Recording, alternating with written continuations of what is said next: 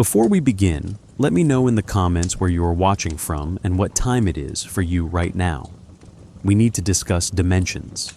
Not the comfortable abstractions of high school geometry, but dimensions as they appear in cosmic horror literature, as wounds in reality, as spaces our minds cannot properly contain, as mathematical truths that corrupt rather than illuminate.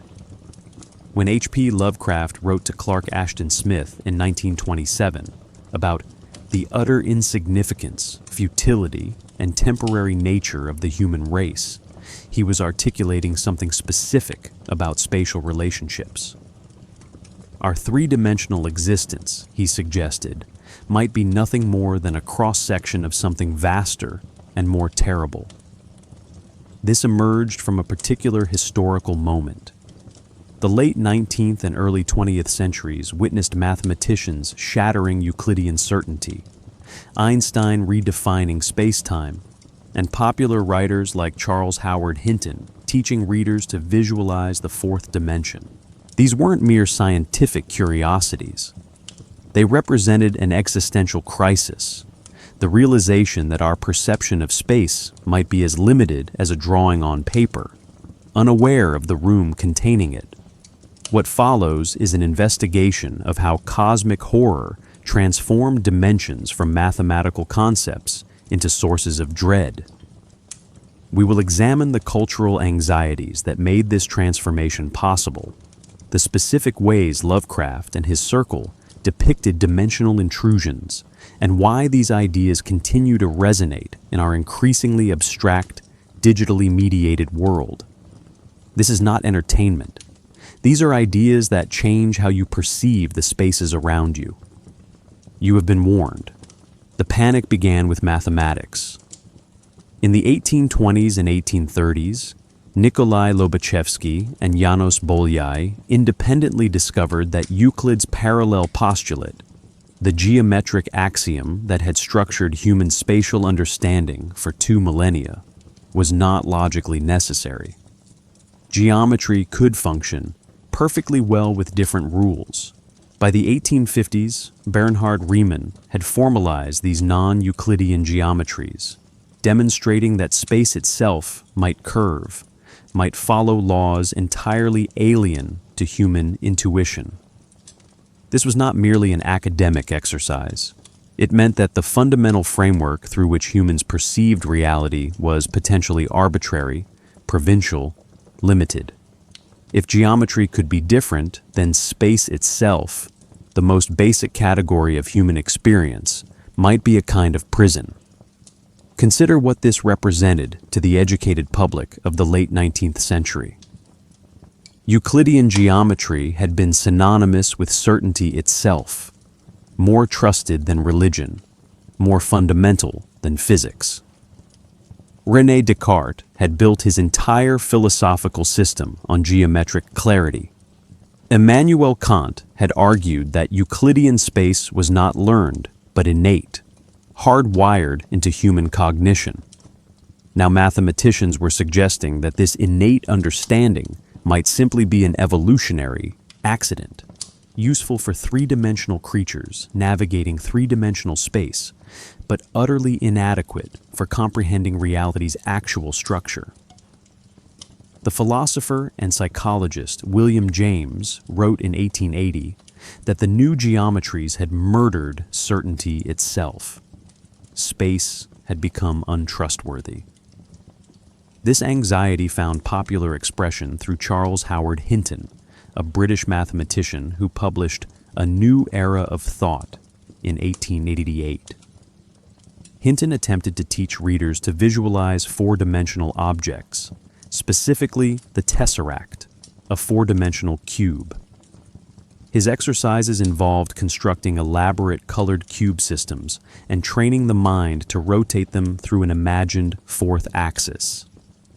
Thousands of educated Victorians attempted these exercises, reporting headaches, disorientation, and occasionally claims of genuine four-dimensional vision. Hinton himself suggested that criminal tendencies might result from four-dimensional thinking, overwhelming three-dimensional morale frameworks. The fourth dimension had become simultaneously a path to enlightenment and a source of madness. This was the cultural context into which H.P. Lovecraft was born in 1890. Lovecraft encountered these ideas through his voracious reading of scientific periodicals and popular astronomy.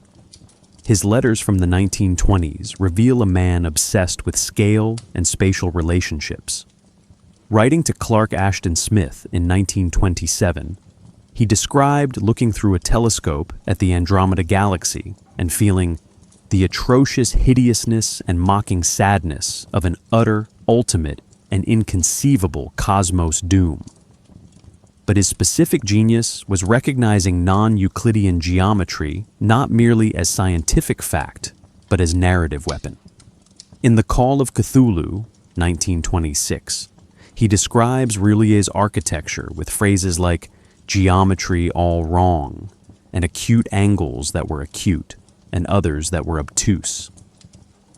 These are not decorative flourishes.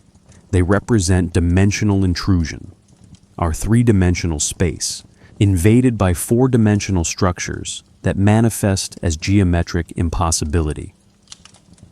What distinguishes cosmic horror's use of dimensions from earlier traditions? Gothic literature had long featured labyrinthine castles and haunted spaces, but these were extensions of familiar three-dimensional architecture. The castle in Horace Walpole's The Castle of Otranto, 1764, was large and confusing, not geometrically impossible.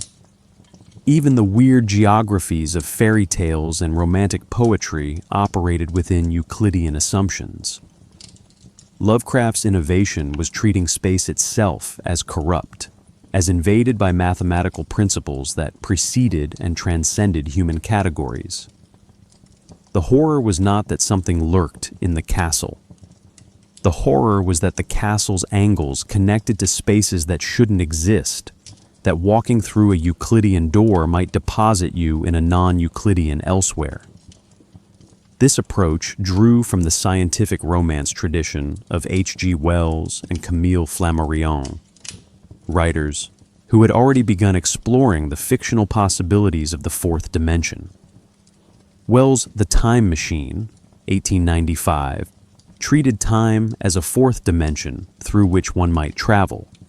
His The Platner Story, 1896, featured a man accidentally shifted into four-dimensional space and returned mirror-reversed, his heart on the wrong side of his chest.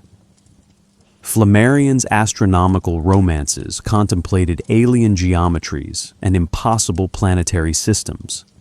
But these writers generally treated higher dimensions as venues for adventure or philosophical speculation. Lovecraft recognized them as venues for horror, as evidence that human consciousness was laughably inadequate to comprehend the universe it inhabited. The architecture of this horror was deliberate. Lovecraft understood that the fourth dimension was not merely a setting, but a conceptual weapon against anthropocentrism. If humans were three-dimensional beings in a four-dimensional universe, then human knowledge, human meaning, human significance were all built on incomplete perception.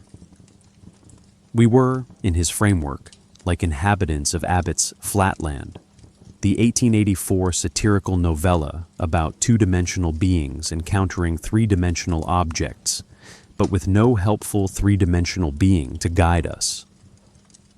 We were alone with our inadequacy, and the mathematics proved it. The horror of dimensional inadequacy did not originate with 19th century mathematics. It emerged from a longer philosophical tradition concerned with the gap between appearance and reality, between what humans perceive and what actually exists. Plato's allegory of the cave, written around 380 BCE, established the foundational metaphor.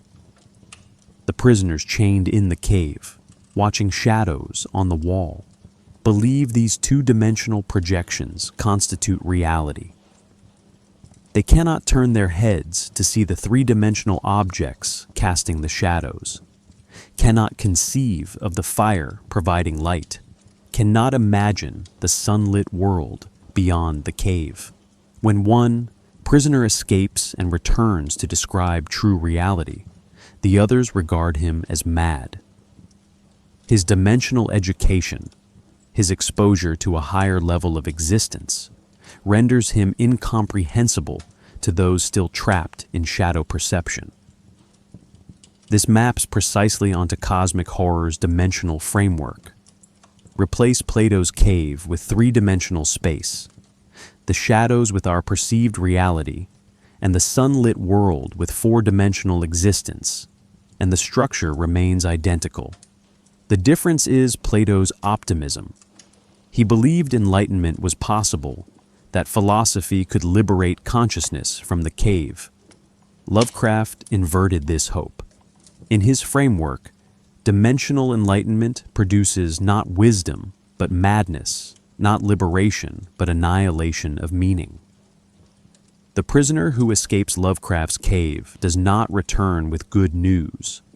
Immanuel Kant formalized this pessimism philosophically in his Critique of Pure Reason, 1781. Kant distinguished between phenomena, things as they appear to human perception, and noumena, things in themselves, existing independently of human categories. Space and time, Kant argued, were not properties of reality, but structures imposed by human consciousness to make experience comprehensible. We cannot perceive things as they actually are, only as they appear filtered through our cognitive architecture. The noumenal realm remains forever inaccessible, forever unknowable. Kant meant this as a limitation on philosophy, establishing boundaries beyond which reason could not venture. Cosmic horror transformed it into existential threat. What if the noumenal realm were not merely unknowable, but hostile? What if the thing in itself were Azathoth, the blind idiot god gnawing at the center of infinity? Arthur Schopenhauer extended this into active dread. In The World as Will and Representation, 1818, he argued that beneath the surface appearance of reality, what he called the veil of Maya, borrowing from Hindu philosophy, lay a blind, purposeless will, a fundamental force characterized by endless striving and suffering. The phenomenal world, with its apparent order and meaning, was illusion. The noumenal reality was chaos. Schopenhauer recommended withdrawing from this horror through ascetic denial of the will. Lovecraft offered no such escape. His characters cannot unknow what they discover. The veil, once lifted, cannot be replaced.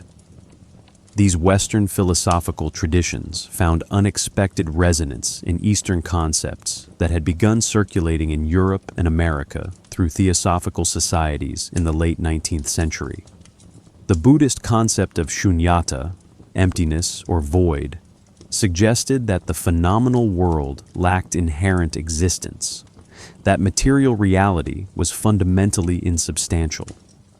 Hindu Maya represented the cosmic illusion obscuring Brahman, ultimate reality.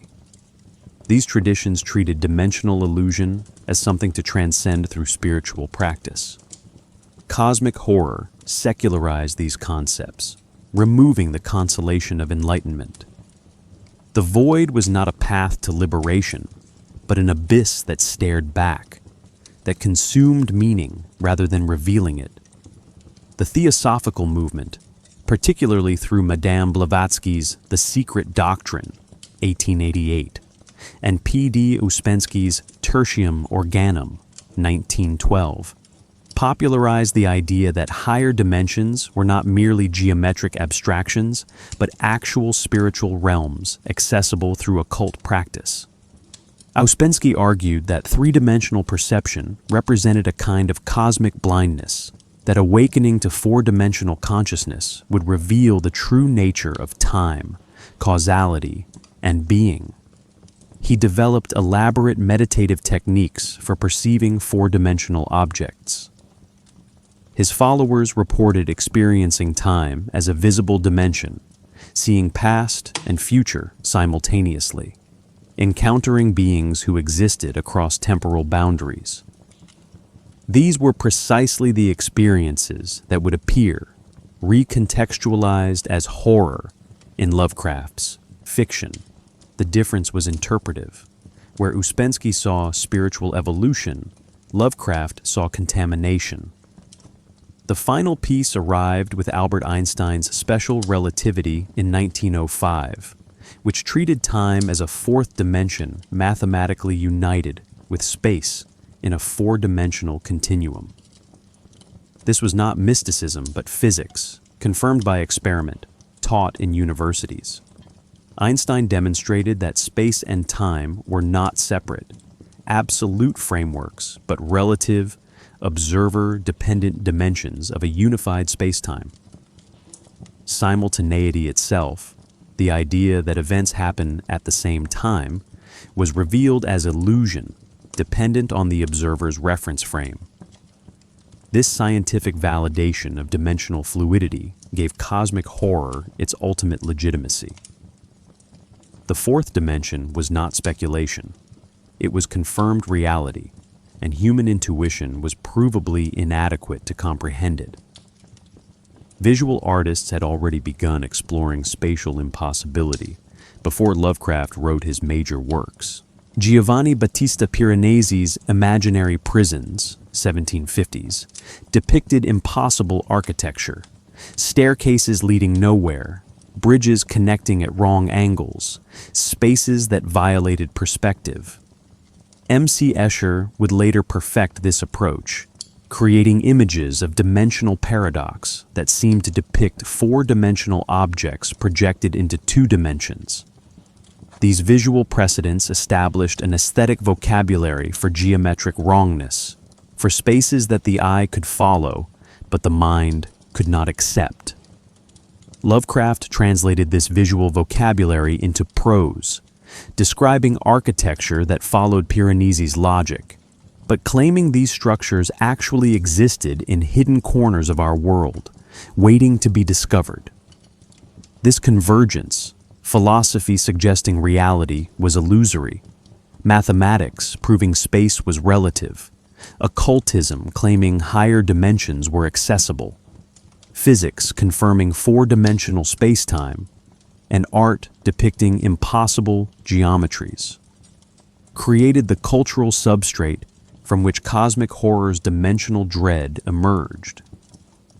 It was not merely literary invention, but synthesis of profound anxieties circulating through educated culture.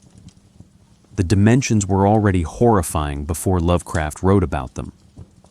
He simply recognized what was already implicit in the philosophy and science of his era.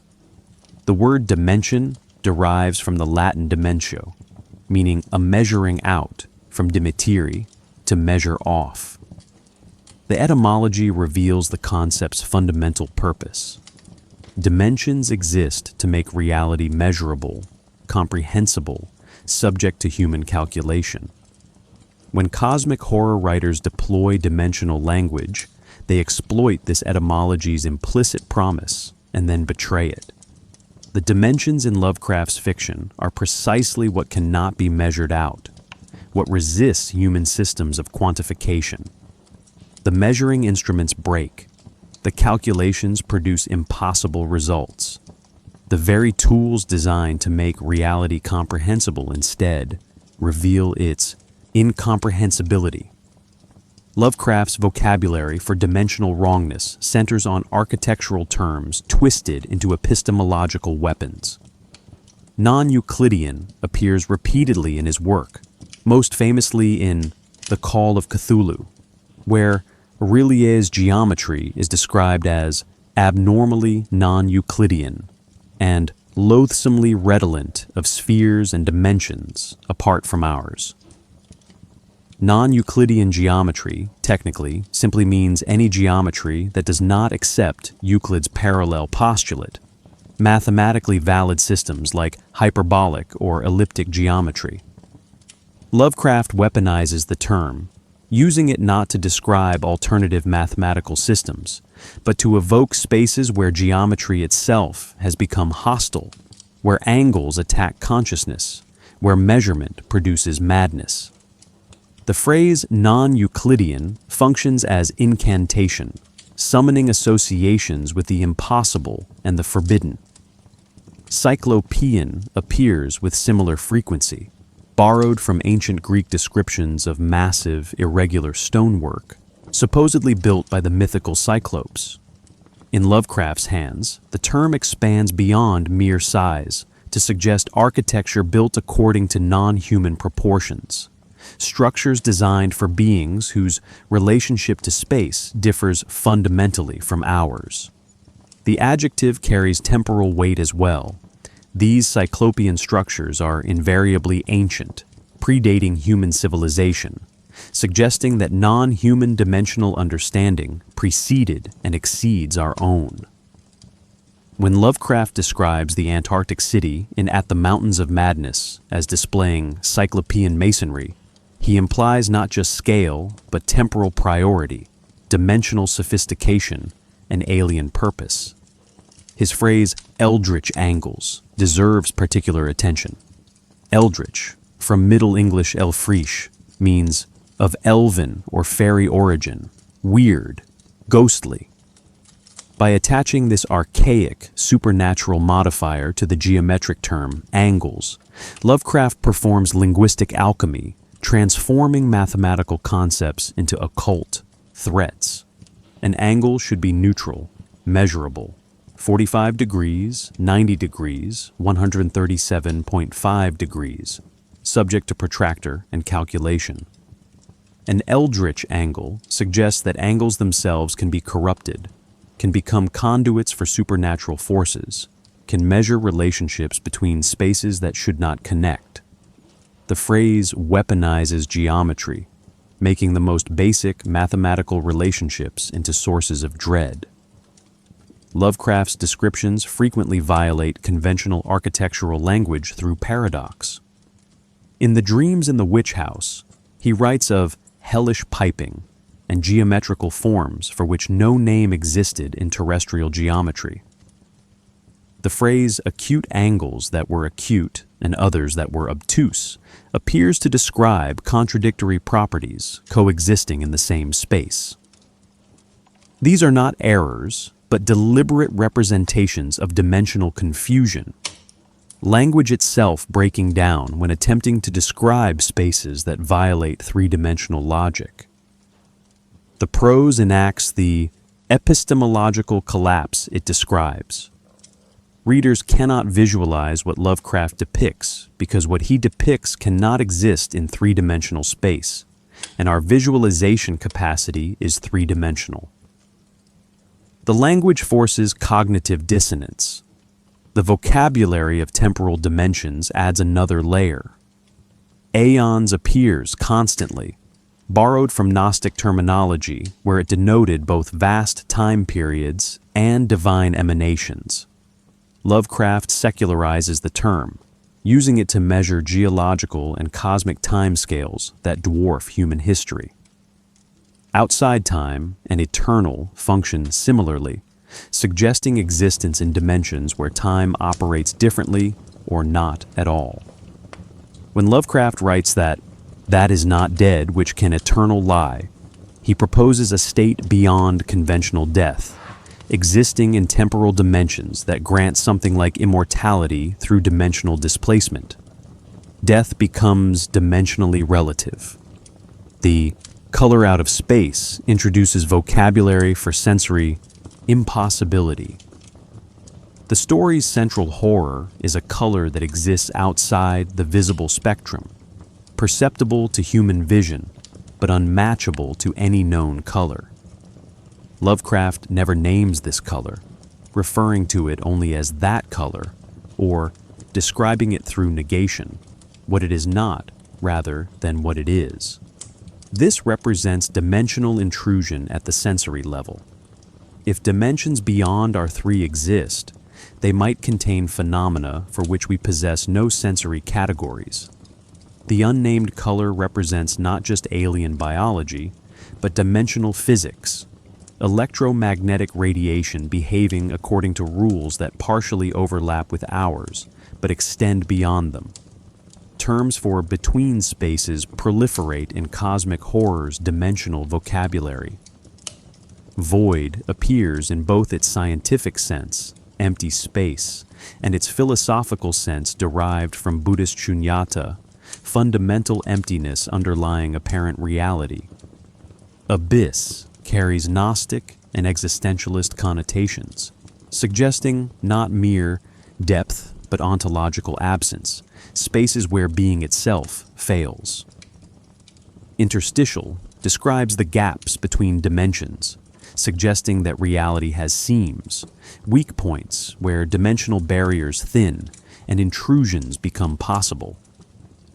The Hounds of Tindalos hunt through angles, while curves provide protection, implying that geometry itself has dimensional valence, some shapes connecting to our dimension, others to elsewhere.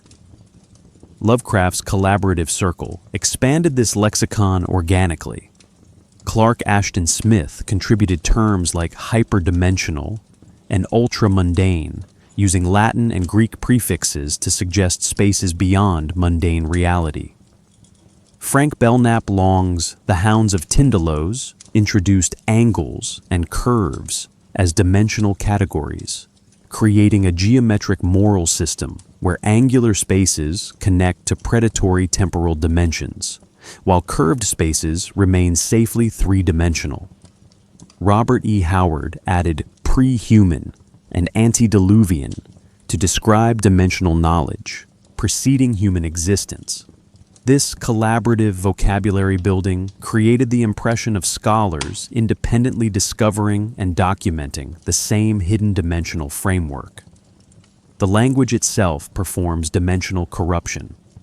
These terms enter readers' vocabularies, changing how they perceive architecture, mathematics, and space. After encountering Lovecraft's prose, a reader might look at an oddly angled corner in an old building and think non-Euclidean, might experience disorientation in certain spaces and attribute it to dimensional thinness. The vocabulary provides a framework for interpreting unsettling spatial experiences, transforming vague unease into specific dimensional anxiety. This is language as contagion, words that alter perception through their mere existence in consciousness. Lovecraft's genius for dimensional mythology lay not in invention alone, but in creating false documentation, a strategy borrowed from Gothic fiction, but deployed with unprecedented systematicity. When he references the Pnakotic manuscripts or the Arlia text in multiple stories, he creates cross-validation, the appearance that multiple independent sources confirm dimensional truths. This technique exploits a fundamental principle of historical research. Corroboration increases credibility. If three different ancient texts mention the same dimensional entity, the reader's instinct suggests these entities might possess some reality beyond fiction. Lovecraft understood this instinct and weaponized it deliberately. The Necronomicon represents the culmination of this strategy. First mentioned in The Hound, 1922, this fictional grimoire, supposedly written by the mad Arab Abdul al-Hazred in 738 CE, became Lovecraft's primary vehicle for dimensional lore.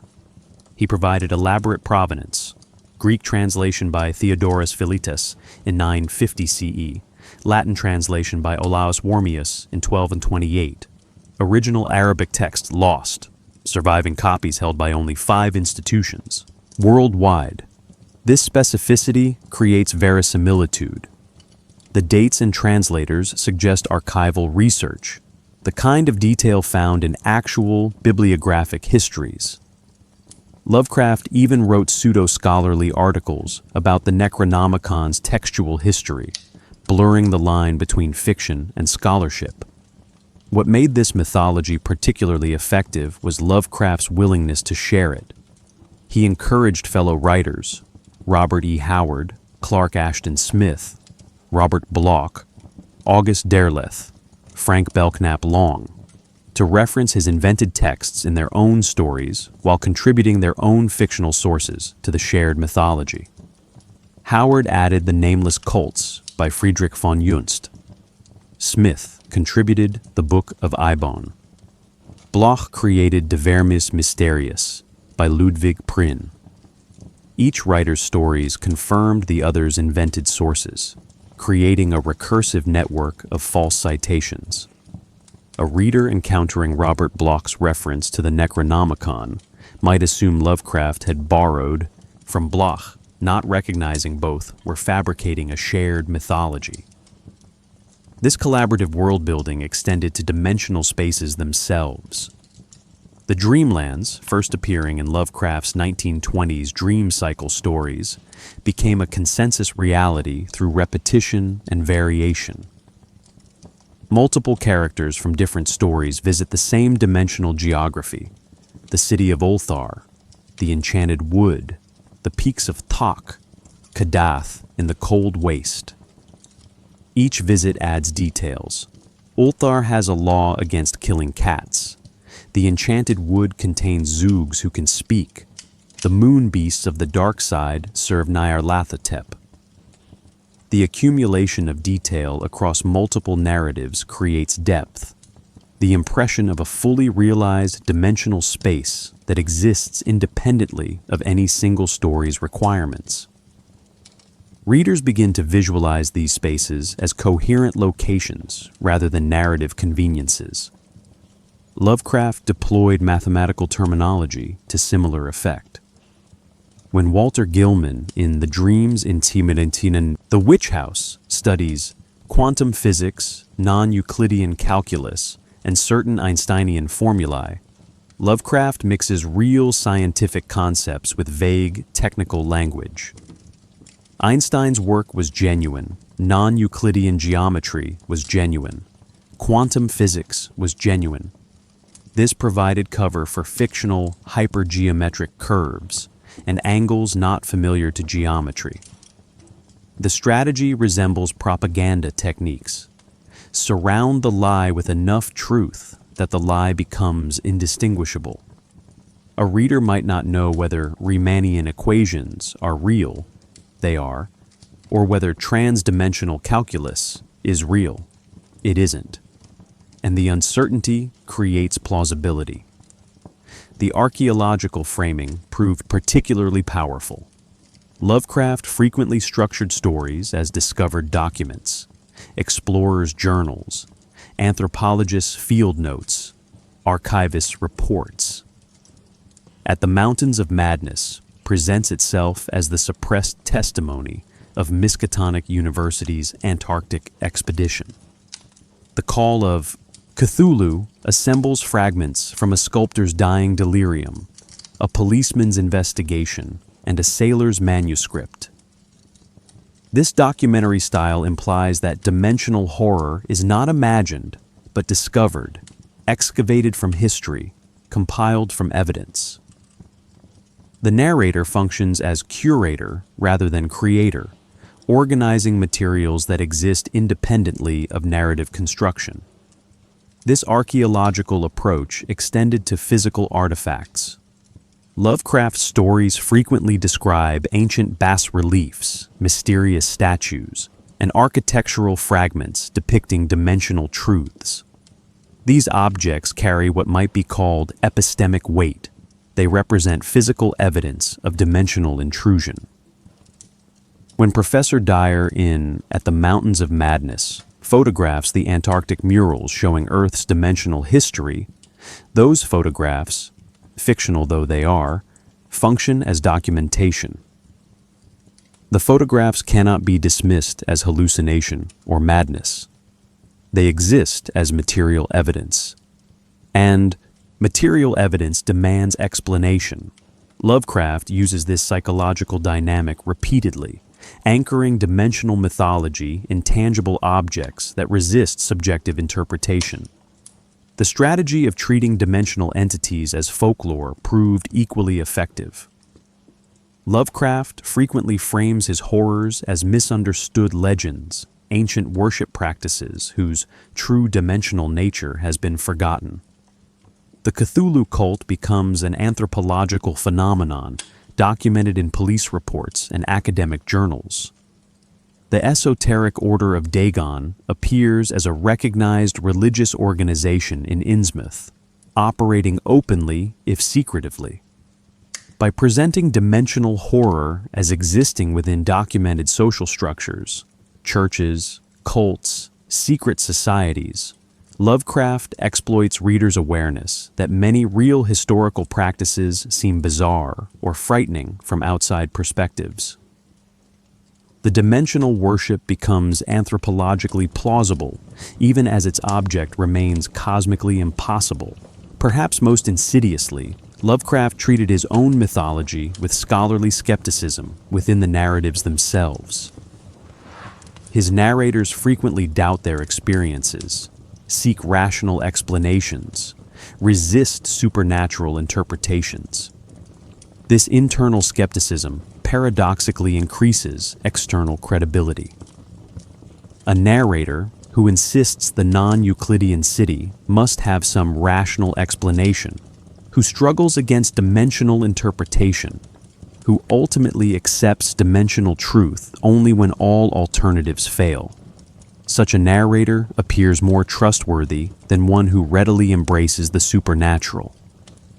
The resistance to belief becomes evidence for belief's ultimate validity. The cumulative effect of these techniques was mythology that felt discovered rather than invented, dimensional truths that readers approached with curiosity rather than willing suspension of disbelief. Lovecraft created what folklorists call ostension, the process by which fiction becomes treated as fact, by which invented lore achieves cultural reality through repetition and elaboration.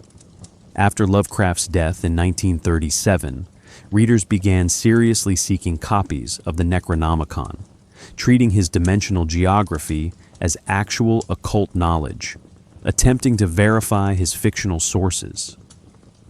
The mythology had achieved escape velocity, existing independently of its creator's intentions. The dimensions, fictional though they were, had infected reality through the simple mechanism of belief supported by false documentation.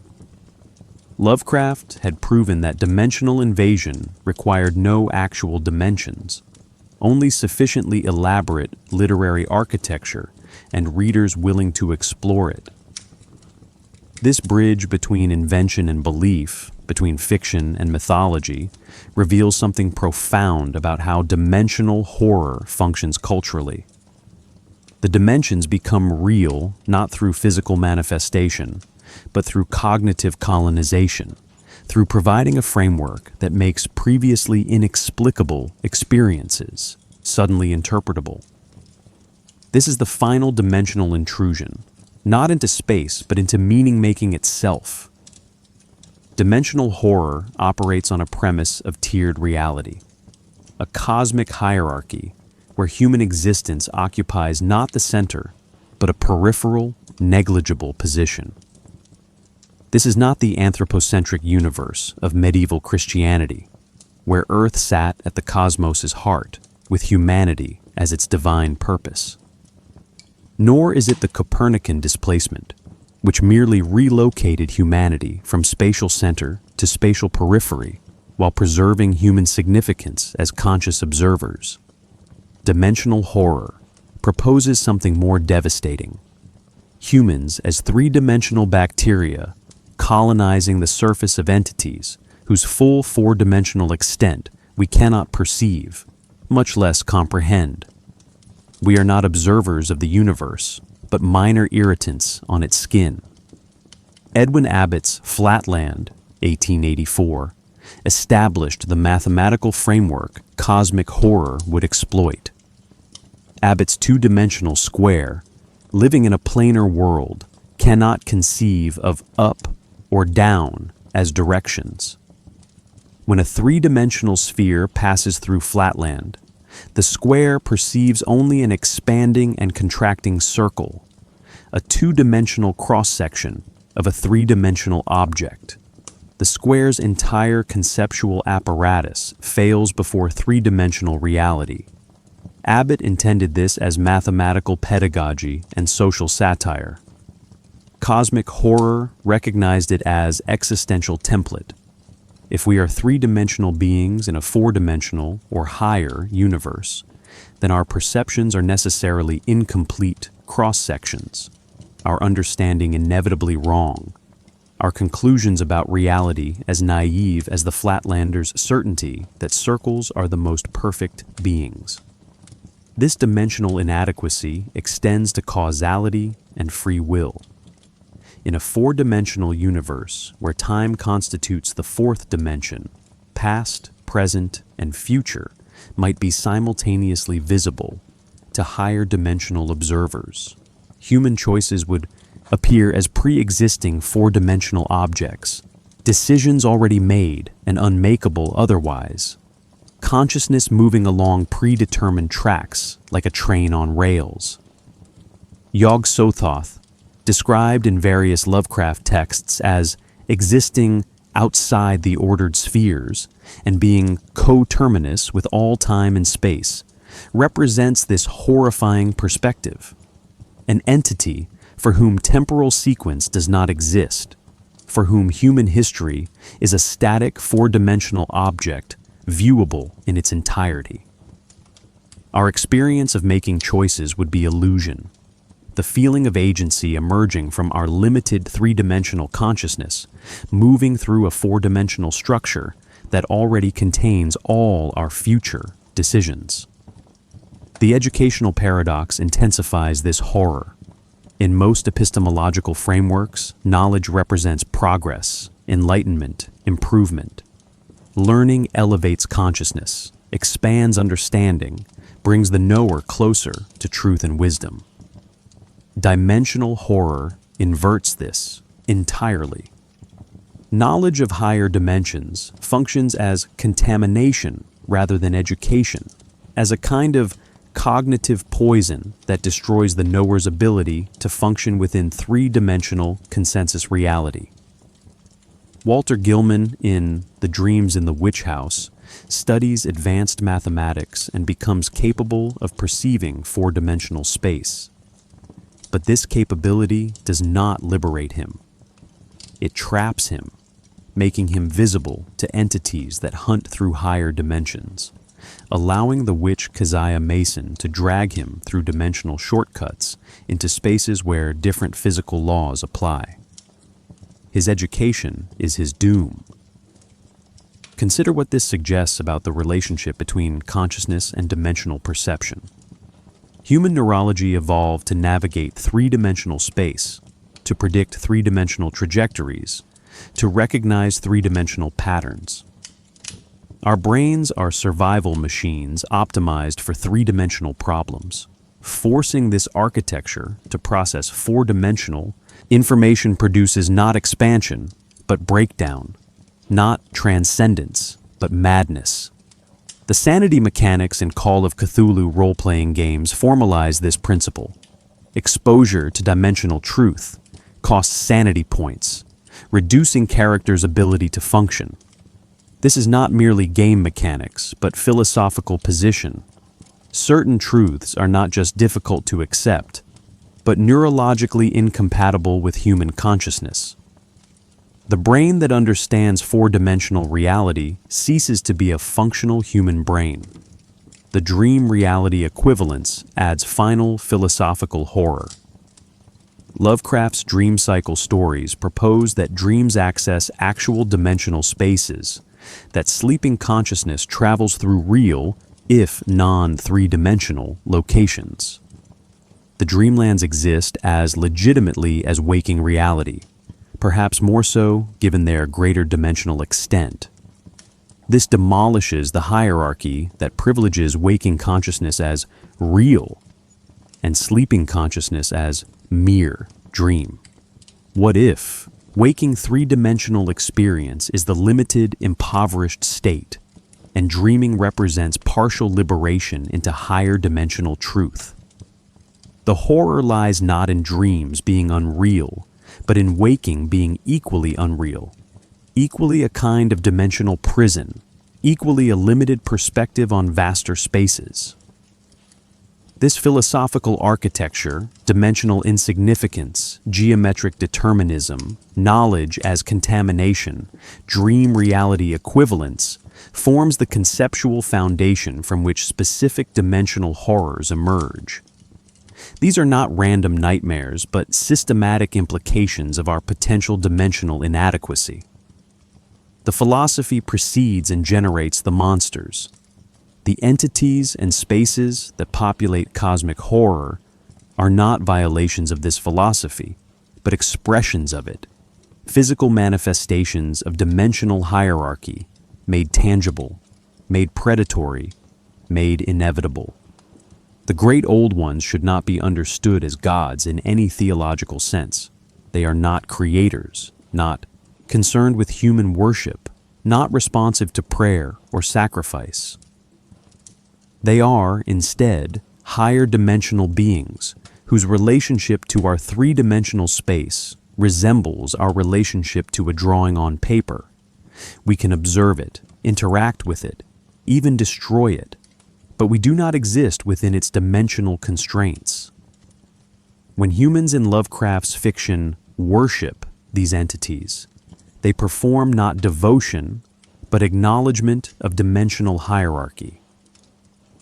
The cults recognize a truth about cosmic structure that civilization's comfortable fictions deliberately obscure.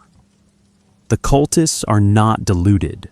They are dimensionally educated, and this education has driven them to forms of recognition that three-dimensional society must pathologize as madness to preserve its own functional illusions. Cthulhu exemplifies this dimensional relationship most clearly. In The Call of Cthulhu, Lovecraft describes the entity as miles high, with a pulpy tentacled head and prodigious claws. But these descriptions come from human witnesses attempting to process something their perceptual apparatus cannot properly register.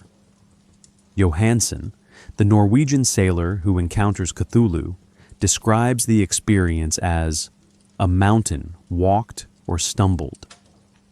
The language breaks down, oscillates between metaphors, cannot settle on stable description.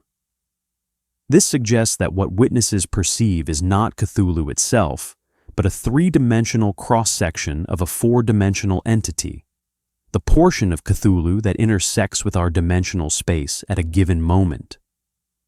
The mountain that walked might be a static four-dimensional structure through which our three-dimensional space is moving, creating the illusion of motion from our limited perspective.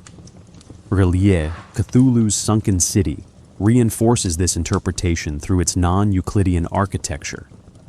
Lovecraft writes that the geometry was all wrong and produced acute angles that were acute and others that were obtuse. This is not poetic exaggeration, but mathematical description of dimensional impossibility. In three-dimensional space, an angle's measure is determinate. It is either acute or obtuse or right.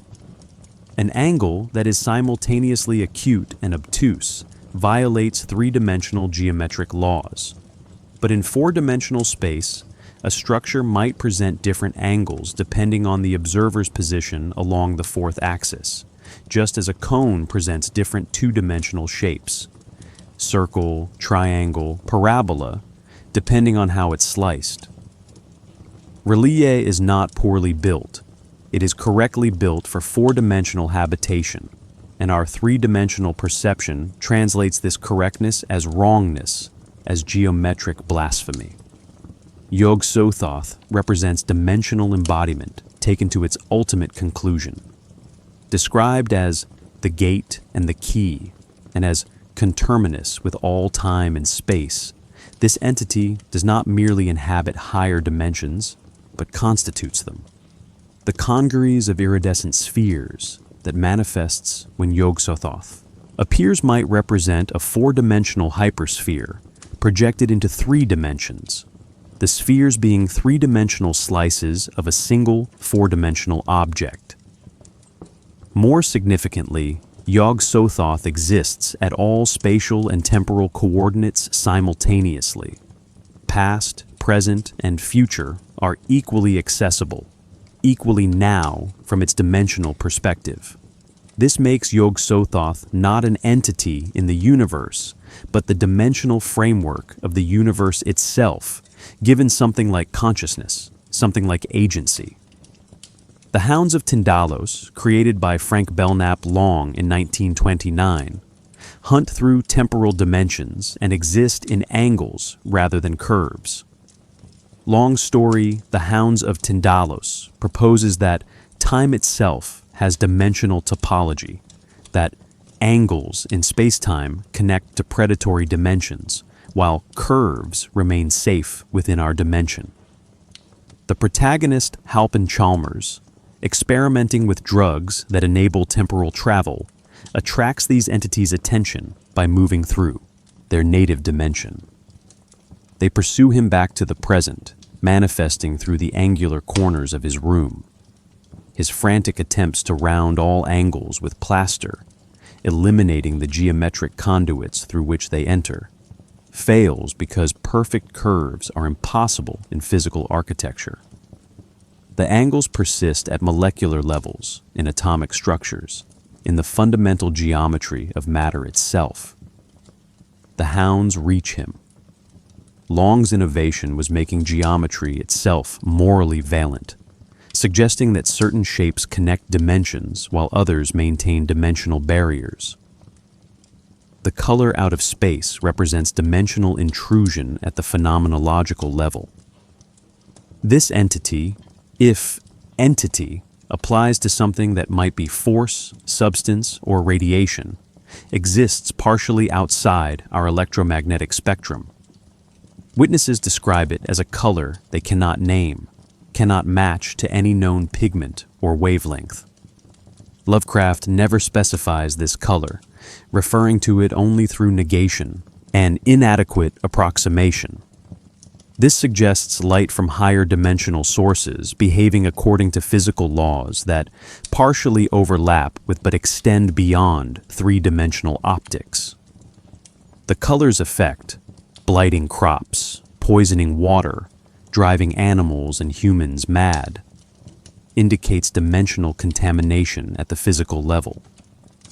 Matter from our dimension cannot coexist with matter or energy from elsewhere without deterioration, without losing the properties that make it functional within three-dimensional chemistry and biology.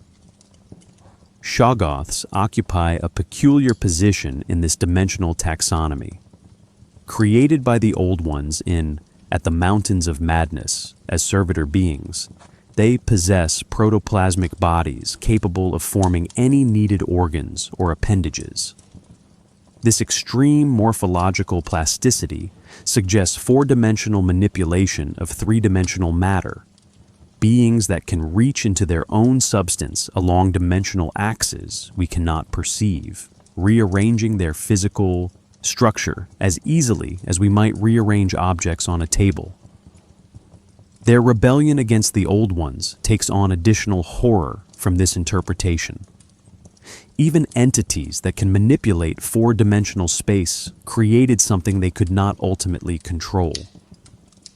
The Shoggoth's cry, Tekelili, echoes through Lovecraft's Antarctic wastes as the sound of dimensional slavery achieving dimensional liberation, of created beings exceeding their creator's intentions through access to dimensional spaces even the Old Ones found difficult to police.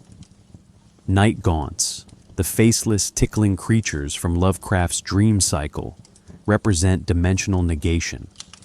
They are described primarily through absence, no faces, no voices, only silence and the sensation of their wings and their disturbing habit of tickling victims.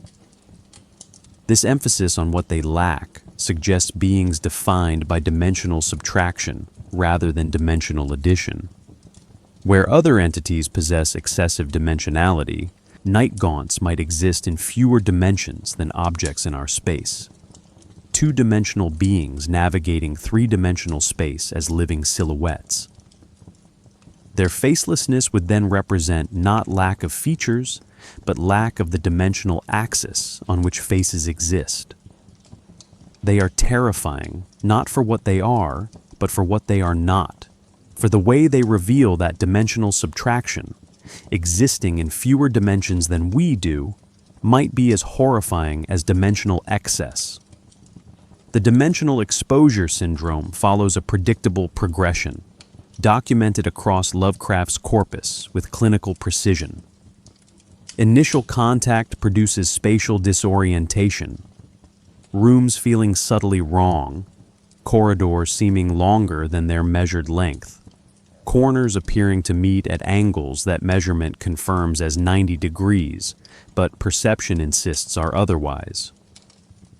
This first stage resembles vertigo or minor proprioceptive dysfunction, easily dismissed as fatigue or illness. The victim does not yet recognize dimensional contamination. They assume the problem lies in their perception, not in the spaces themselves. This assumption is both correct and catastrophic. The problem does lie in their perception, but only because their perception is beginning to function correctly, to register dimensional truths that consensus reality agreement normally suppresses. Stage 2 manifests as geometric anxiety, an irrational but overwhelming fear of specific architectural features. Doorways become threatening, staircases induce panic, corners, particularly acute corners, generate visceral dread.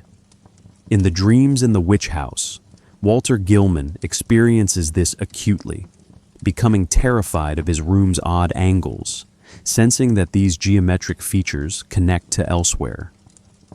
His landlady confirms that previous tenants experienced similar disturbances, suggesting the room's geometry has become permanently contaminated, a stable dimensional weak point. The anxiety is not psychological projection, but accurate perception of threat. These angles do connect to dangerous dimensions. The fear represents appropriate response to genuine danger, but because the danger exists in dimensions consensus reality denies, the fear appears pathological. Psychiatric intervention at this stage typically involves sedatives and reassurance, treating accurate dimensional perception as hallucination requiring correction. Temporal confusion characterizes the third stage. Past, present, and future begin bleeding together as consciousness starts perceiving time as a spatial dimension rather than an inevitable forward flow. The victim experiences déjà vu constantly, memories of events that haven't occurred yet, precognitive dreams that prove accurate. Nathaniel Wingate Peaslee, in The Shadow Out of Time, exhibits this symptom during his 5 years of dimensional displacement. He experiences his own life from multiple temporal positions simultaneously, remembering the future, anticipating the past, existing as a four-dimensional object extended across time rather than a three-dimensional object moving through it. His colleagues and family interpret this as severe dissociative amnesia or psychotic break. They are partially correct. His consciousness has broken, but not into dysfunction. It is broken through into higher dimensional function, incompatible with three-dimensional social participation. The final stage represents complete ontological collapse, the moment when the victim fully comprehends their own dimensional inadequacy. This is not dramatic revelation, but gradual, horrifying recognition that everything they understood as reality was incomplete perception, that their entire conceptual framework was built on dimensional blindness. Wilmarth in The Whisperer in Darkness, Dyer in At the Mountains of Madness, the narrator of The Call of Cthulhu, all reach this threshold where dimensional truth becomes undeniable. Some, like Dyer, survive by carefully not thinking about what they saw, by deliberately reimposing three-dimensional interpretive frameworks on experiences they know exceed those frameworks. Others, like Danforth in At the Mountains of Madness, cannot achieve this willful ignorance. Danforth saw what lay beyond the Antarctic mountains during their flight back, and that glimpse shattered his ability to function within consensus reality permanently. Physical transformation accompanies psychological breakdown in cases of prolonged dimensional exposure. Bodies elongate or compress, attempting to extend along dimensional axes they lack. Wilbur Whateley in The Dunwich Horror exemplifies this process. His body grows to 9 feet tall by age 13, develops non-human organs visible during dissection, and requires constant binding to maintain approximately human shape. He is half human, half Yog-Sothoth, his biology attempting to accommodate genetic information from a 4-dimensional parent. His body becomes battlefield between 3-dimensional and 4-dimensional organizational principles, neither fully winning. When he dies, witnesses cannot agree on what they saw. Dog-like, tentacled, eyes in wrong places, because what they saw was something 3-dimensional language cannot capture, something requiring 4-dimensional vocabulary that doesn't exist. Crawford Tillinghast in From Beyond uses technology to force dimensional perception, creating a resonator that stimulates the pineal gland beyond normal function. His goal is expanding consciousness, achieving perception of dimensions normally invisible. He succeeds catastrophically. The resonator reveals that our 3-dimensional space is densely populated by entities existing in slightly different dimensional frequencies. Predatory things that become aware of humans only when humans become aware of them. Tillinghast's forced dimensional education makes him visible to these creatures. They attack him, partially dragging him into their dimensional space, and his servant finds him transformed, body exhibiting impossible features, speaking of things moving through the walls.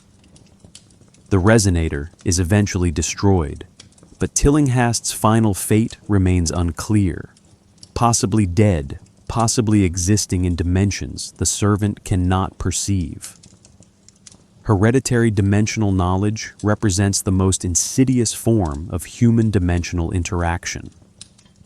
The Marsh family of Innsmouth in The Shadow over Innsmouth carries genetic modifications resulting from generations of breeding with deep ones, beings existing partially in oceanic and partially in higher dimensions.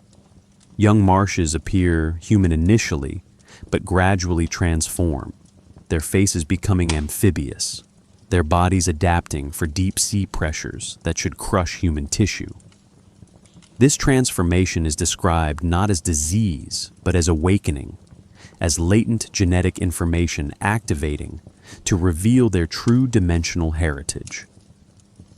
The narrator discovers his own Marsh ancestry and experiences this transformation beginning, his face restructuring, his memories extending backward through ancestral lines into non-human perspectives. The hereditary transmission suggests dimensional contamination can become encoded in DNA, that exposure doesn't end with individual victims, but propagates through biological reproduction, each generation carrying dimensional taint forward.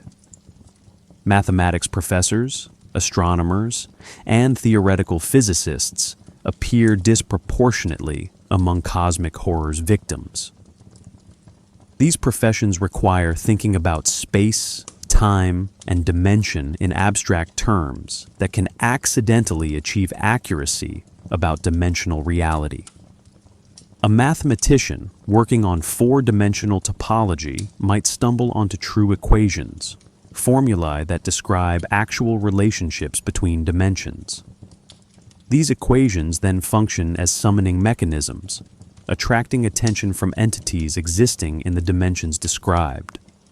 The mathematics becomes bidirectional conduit. Humans using math to think about higher dimensions, while higher dimensional entities use the same math to perceive and reach humans thinking about them. Academic casualties accumulate not through coincidence, but through occupational hazard.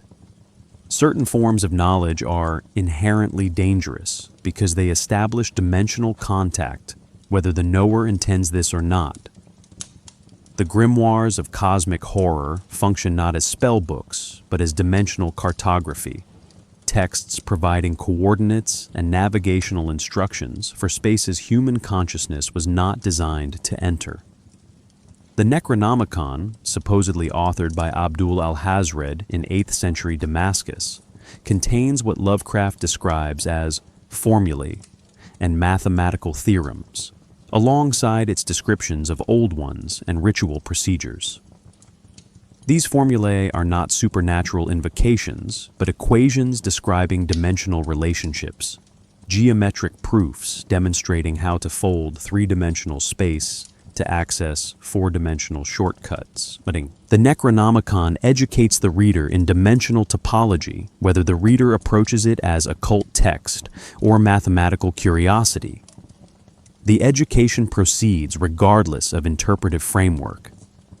The equations work. Consider the internal logic of these texts' danger. A book describing historical atrocities, no matter how detailed, cannot directly harm its reader.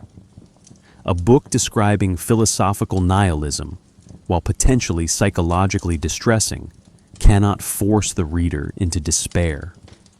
But a book containing accurate dimensional mathematics functions differently. Reading equations that describe four-dimensional geometry trains the mind to think in four-dimensional terms. This training is not metaphorical. It physically restructures neural pathways, creating cognitive architecture capable of processing four-dimensional information. Once this architecture exists, the reader becomes vulnerable to dimensional perception they cannot shut off, dimensional awareness that intrudes constantly on three-dimensional functioning. The Pennacotic manuscripts, the Book of Ibon, the Arlier text, all operate on this principle. They are dangerous not through supernatural curse, but through accurate information that human neurology processes at its own peril. The De Vermis Mysteries, Mysteries of the Worm, invented by Robert Bloch, emphasizes biological dimensions of forbidden knowledge. Supposedly written by Ludwig Prien in the 15th century, this grimoire focuses on entities that exist as higher dimensional organisms, their three-dimensional manifestations being merely partial projections of vaster biological structures. Prien describes dissecting beings whose organs connect to spaces inside the body larger than the body's exterior, whose circulatory systems pump fluids from dimensions with different physical laws, whose neural structures process information along temporal as well as spatial axes. A physician reading these descriptions gains ability to perceive human bodies as dimensionally incomplete, to recognize that conventional anatomy maps only three-dimensional cross-sections of four-dimensional biological reality. This perception ruins medical practice. How can one treat a patient when one perceives the patient as a four-dimensional organism incorrectly compressed into three-dimensional space? Mathematical contamination represents the purest form of epistemic danger. In The Dreams in the Witch House, Walter Gilman studies Riemannian equations and quantum physics, alongside non-Euclidean calculus, and discovers mathematical relationships that allow physical transition between dimensions. His equations are not wrong. They are catastrophically correct. They describe actual geometric relationships, and understanding these relationships grants unwanted capability. Gilman can perceive the hypergeometric curves that Keziah Mason uses for dimensional travel, can follow these curves involuntarily, finding himself transported to spaces where Euclidean geometry does not apply. His mathematics has contaminated him with accuracy. He knows things that cannot be unknown, sees connections that cannot be unseen. His thesis advisor notices the quality of Gilman's theoretical work deteriorating even as his intuitive grasp of dimensional mathematics improves, suggesting that dimensional understanding and three-dimensional academic rigor exist in inverse relationship. The archaeological trap exploits academia's commitment to empirical discovery. Researchers excavating sites associated with dimensional cults encounter artifacts, inscriptions, and architectural remains that transmit dimensional knowledge through study. The Miskatonic University expedition in At the Mountains of Madness discovers Antarctic ruins predating human civilization, containing vast murals depicting Earth's dimensional history. Professor Dyer and graduate student Danforth photograph these murals, measure the city's dimensions, collect specimens. Each scholarly activity, documentation, measurement, classification, forces engagement with dimensional information. The city's non-Euclidean architecture cannot be accurately measured using Euclidean instruments, but attempting measurement exposes the measurers to geometric principles their instruments and training insist are impossible. The photographs, when developed, show spatial relationships the photographers did not consciously observe during image capture. The camera, having no human perceptual limitations, records dimensional truths human psychology normally filters out. Books function as time-released epistemic weapons. A reader might study the Necronomicon in translation without immediate consequence, but the information accumulates, creating latent dimensional understanding that activates years later. The narrator of The Call of Cthulhu investigates his granduncle's research into Cthulhu cults purely as historical curiosity, approaching the material with scholarly detachment. Only gradually does he recognize that knowing about Cthulhu has made him vulnerable to Cthulhu's dimensional presence, that his research has established bidirectional awareness. Cthulhu, existing in dimensions outside normal temporal flow, becomes aware of all who become aware of him simultaneously. Past, present, and future researchers, all visible at once from Cthulhu's four-dimensional perspective. This makes historical research into dimensional entities inherently dangerous. The research creates temporal causality loops where future knowledge makes one vulnerable to past entities, where learning about something makes one always already have been known by it. Certain proofs are described as fatal in Lovecraft's fiction, mathematical demonstrations that, once understood, destroy the understander's ability to function within consensus reality. These might be proofs demonstrating that three-dimensional space is unstable, that our universe exists as momentary configuration in constant dimensional flux, that individual identity is illusion produced by four-dimensional objects being sliced into three-dimensional time slices we experience as continuous selfhood.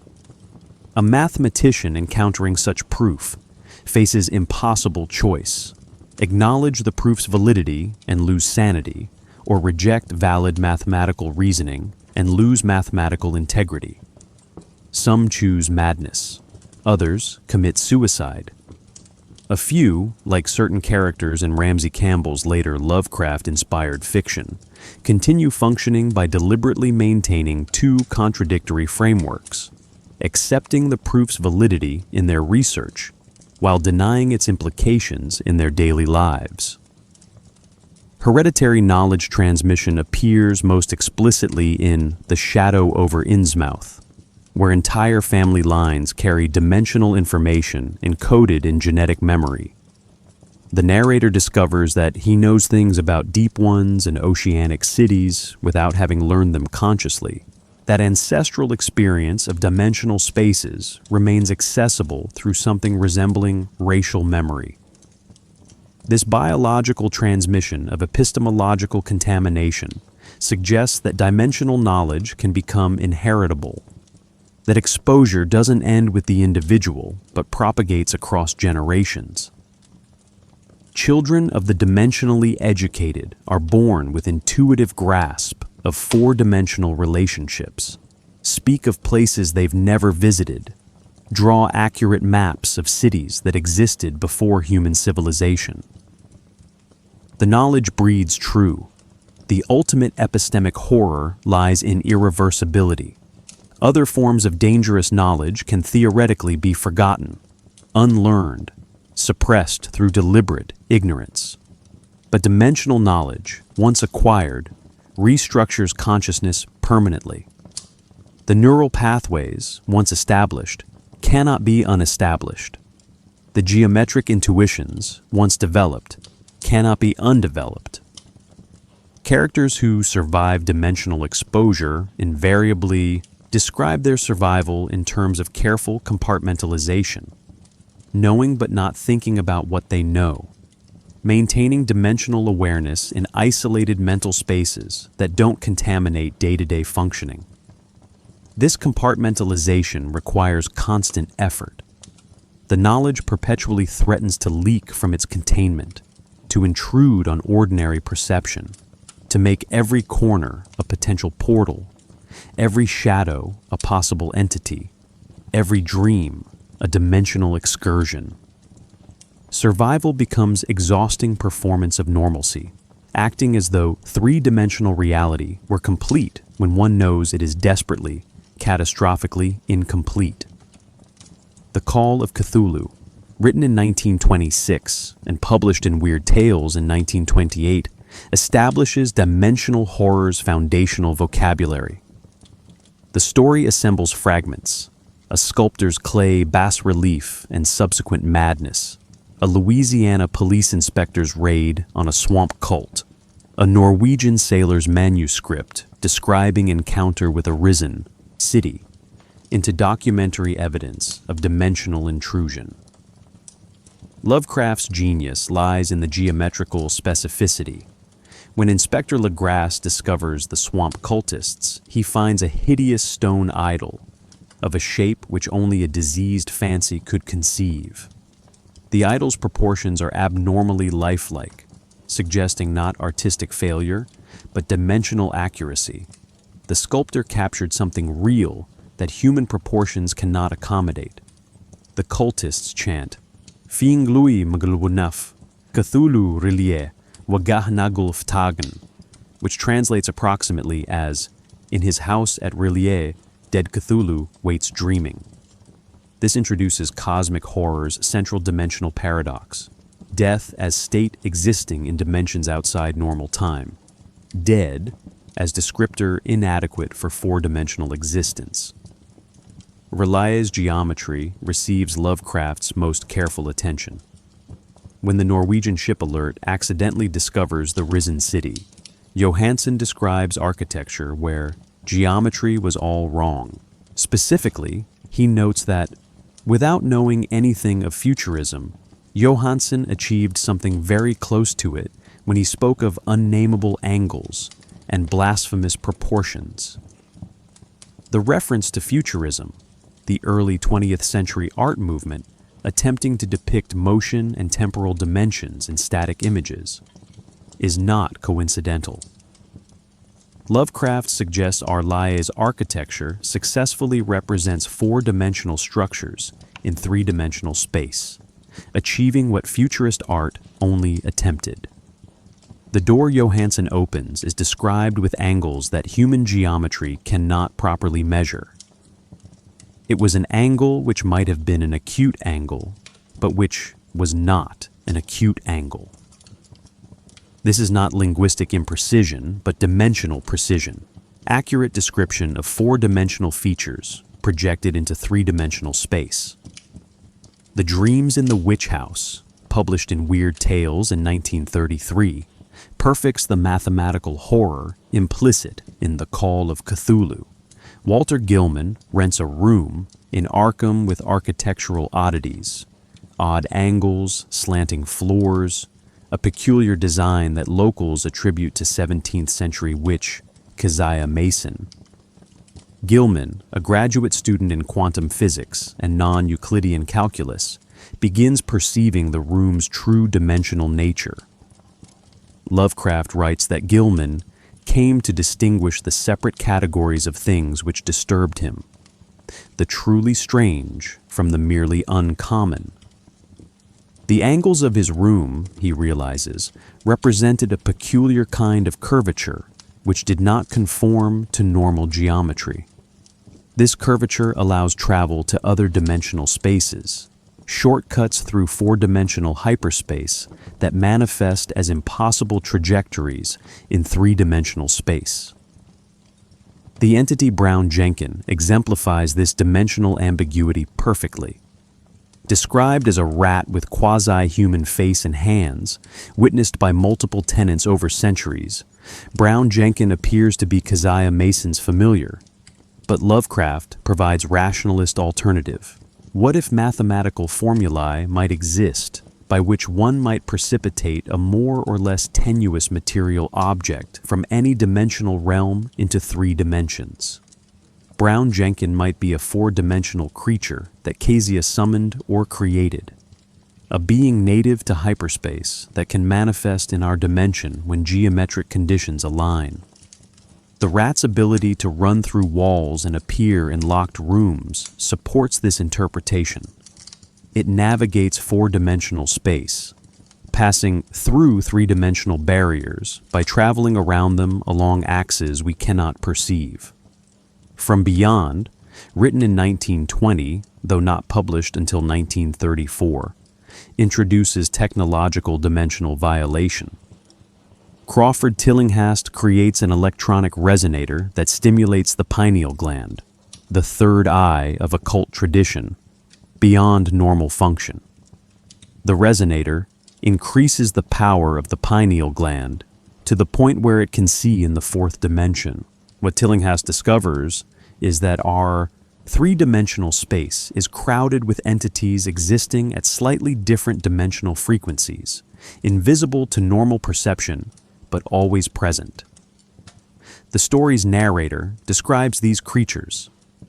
Indescribable shapes, both alive and otherwise, were mixed in disgusting disarray, and close to every known thing were whole worlds of alien life forms, organic and otherwise.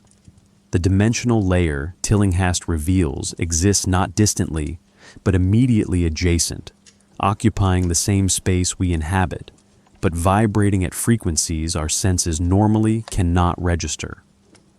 The Color Out of Space, published in Amazing Stories in 1927, approaches dimensional horror through phenomenology rather than geometry. A meteorite lands on the Gardner farm outside Arkham, and from it emerges a color almost impossible to describe, because it was only by analogy that they called it color at all. This color represents dimensional intrusion at the sensory level, electromagnetic radiation that partially exists in dimensions beyond our three, behaving according to physical laws that extend beyond three-dimensional optics. The color infects everything it touches. Plants grow to enormous size but become brittle and tasteless. Animals go mad. Humans waste away. The land itself becomes blasted, permanently altered at the dimensional level. Lovecraft never names or precisely describes this color, maintaining its alienness through perpetual linguistic failure. These early stories establish patterns that recur throughout Lovecraft's work. Dimensional spaces discovered through mathematics or archaeology, architecture that violates Euclidean geometry, colors or sensations beyond normal perception, entities that are not supernatural but dimensionally natural. Each story references others. Arkham appears in multiple narratives. Miskatonic University's library holds copies of the Necronomicon mentioned across texts, characters read about, or encounter evidence of events from other stories. This creates cumulative effect, each story validating others through cross-reference, building mythology that feels discovered rather than invented. The dimensions exist independently of any single narrative, a coherent framework that multiple investigators encounter from different angles, literally and figuratively. Lovecraft constructs not isolated horror stories, but documentary evidence of dimensional reality, fragments that readers must assemble into terrifying whole. At the Mountains of Madness, serialized in Astounding Stories in 1936, after rejection by Weird Tales for excessive length, represents Lovecraft's most ambitious dimensional architecture.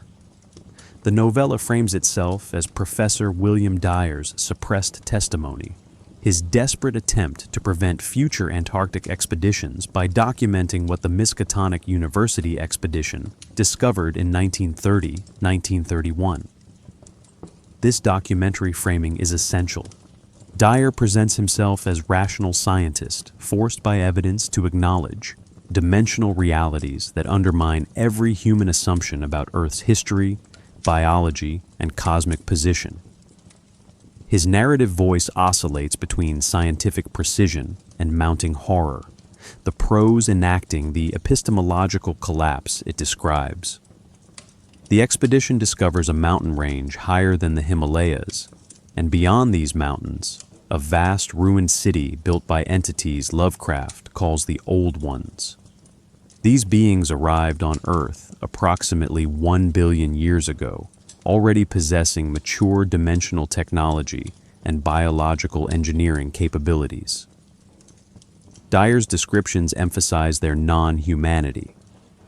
Radially symmetrical, five-fold, possessing flexible limbs and appendages that served multiple functions. Their bodies combined vegetable, animal, and something else, characteristics suggesting biology designed for dimensions where Earth's evolutionary constraints did not apply. They built cities from materials that have survived geological epochs without significant erosion, using architectural principles that produced cyclopean and prodigious structures with certain grotesque features that violated expected proportions. The murals covering the city's walls provide Earth's true history from the Old One's perspective. These carvings depict dimensional information that human paleontology and geology have pieced together only partially and incorrectly. Dyer and graduate student Danforth spend hours examining these murals, photographing them, attempting to understand chronologies and relationships. The murals show the Old Ones' arrival, their construction of cities in both oceanic depths and on land, their creation of Shoggoths as servitor organisms, their wars with other dimensional entities including the star spawn of Cthulhu and the Mygo. Most disturbingly, the murals indicate that human evolution was accident, that humans developed in the Old Ones' decline, inheriting an Earth these dimensionally superior beings had already, shaped according to purposes we cannot comprehend. The Shoggoths represent dimensional horror at the biological level. Created as multicellular protoplasmic masses capable of molding their tissues into temporary organs, these beings served the Old Ones as construction equipment and general labor for millions of years. But the murals show Shoggoth evolution, progressive development of intelligence and independence, eventual rebellion. The chilling phrase "Tekeli-li" appears associated with both Old Ones and Shoggoths, suggesting linguistic contamination, the slaves learning their master's language, perhaps eventually exceeding their master's capabilities. When Dyer and Danforth finally encounter a living Shoggoth in the city's depths, Dyer describes it as a shapeless congeries of protoplasmic bubbles, faintly self-luminous, and with myriads of temporary eyes forming and unforming as pustules of greenish light. This is biology impossible under three-dimensional constraints. Matter that can create eyes temporarily, organs that form and dissolve as needed, structure without fixed structure. The city's architecture manifests dimensional principles throughout. Dyer describes corridors that seem to lead upward, but somehow arrive at levels below their starting point, chambers whose interior volumes exceed their exterior dimensions, doorways positioned where no doorway should geometrically fit. These are not construction errors, but evidence of four-dimensional architectural planning. The old ones built in dimensions we can only partially perceive, creating structures that appear wrong because we see only three-dimensional cross-sections of four-dimensional designs. The photographs Dyer takes will show these impossibilities, providing evidence that cannot be dismissed as hallucination or madness. Physical documentation of dimensional truth becomes the story's central anxiety. Proof exists, but acknowledging this proof means accepting cosmic insignificance. The mountains themselves function as dimensional barrier. Lovecraft describes them as leprous with ice, as utterly alien, as mountains that should not be there. Their impossible height and the magnetic anomalies surrounding them suggest they mark dimensional boundaries, places where our three-dimensional space borders something else. When Dyer and Danforth fly beyond these mountains during their escape, Danforth sees something that drives him into catatonia. Lovecraft never explicitly describes what Danforth saw, only that he shrieked, "Tekalili, Tekalili," and has remained institutionalized since, occasionally raving about black pits and shoggoths. This narrative restraint, showing the effect of dimensional exposure without describing its cause, proves more effective than any description could be. We understand that beyond the mountains lies something that cannot be seen without losing the ability to function in consensus reality. The novella's conclusion emphasizes perpetual threat. Dyer begs future expeditions to leave Antarctica unexplored, to accept ignorance as protection. But his testimony reveals that humans already live on a planet shaped by dimensional forces, that human history is brief epilogue to million-year dramas involving entities whose purposes we cannot fathom. The old ones are gone, probably, but their creations remain. The shoggoths still live in Antarctic depths.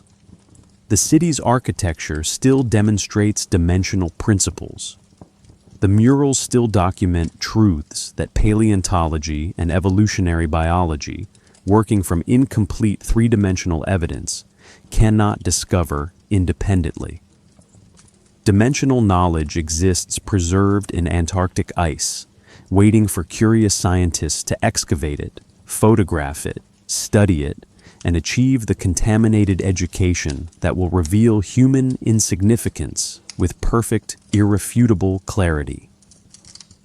At the Mountains of Madness functions as cosmic horror's ultimate archaeological narrative, demonstrating that scientific method, observation, documentation, evidence-based reasoning, leads inevitably to dimensional truth when applied rigorously enough. The horror is not that science fails, but that science succeeds, producing knowledge that consciousness cannot accommodate without shattering.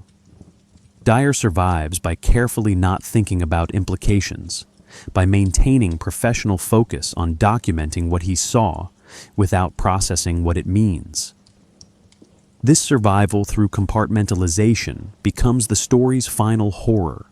Knowing truth requires living as though one doesn't know it, performing ignorance to remain functional, acknowledging dimensional reality only in suppressed testimony that civilization must ignore to preserve its comfortable fictions.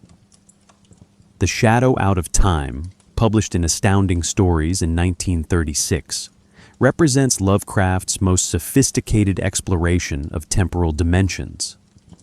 The narrative follows Nathaniel Wingate Peaslee, professor of political economy at Miskatonic University, who in 1908 experiences catastrophic personality change.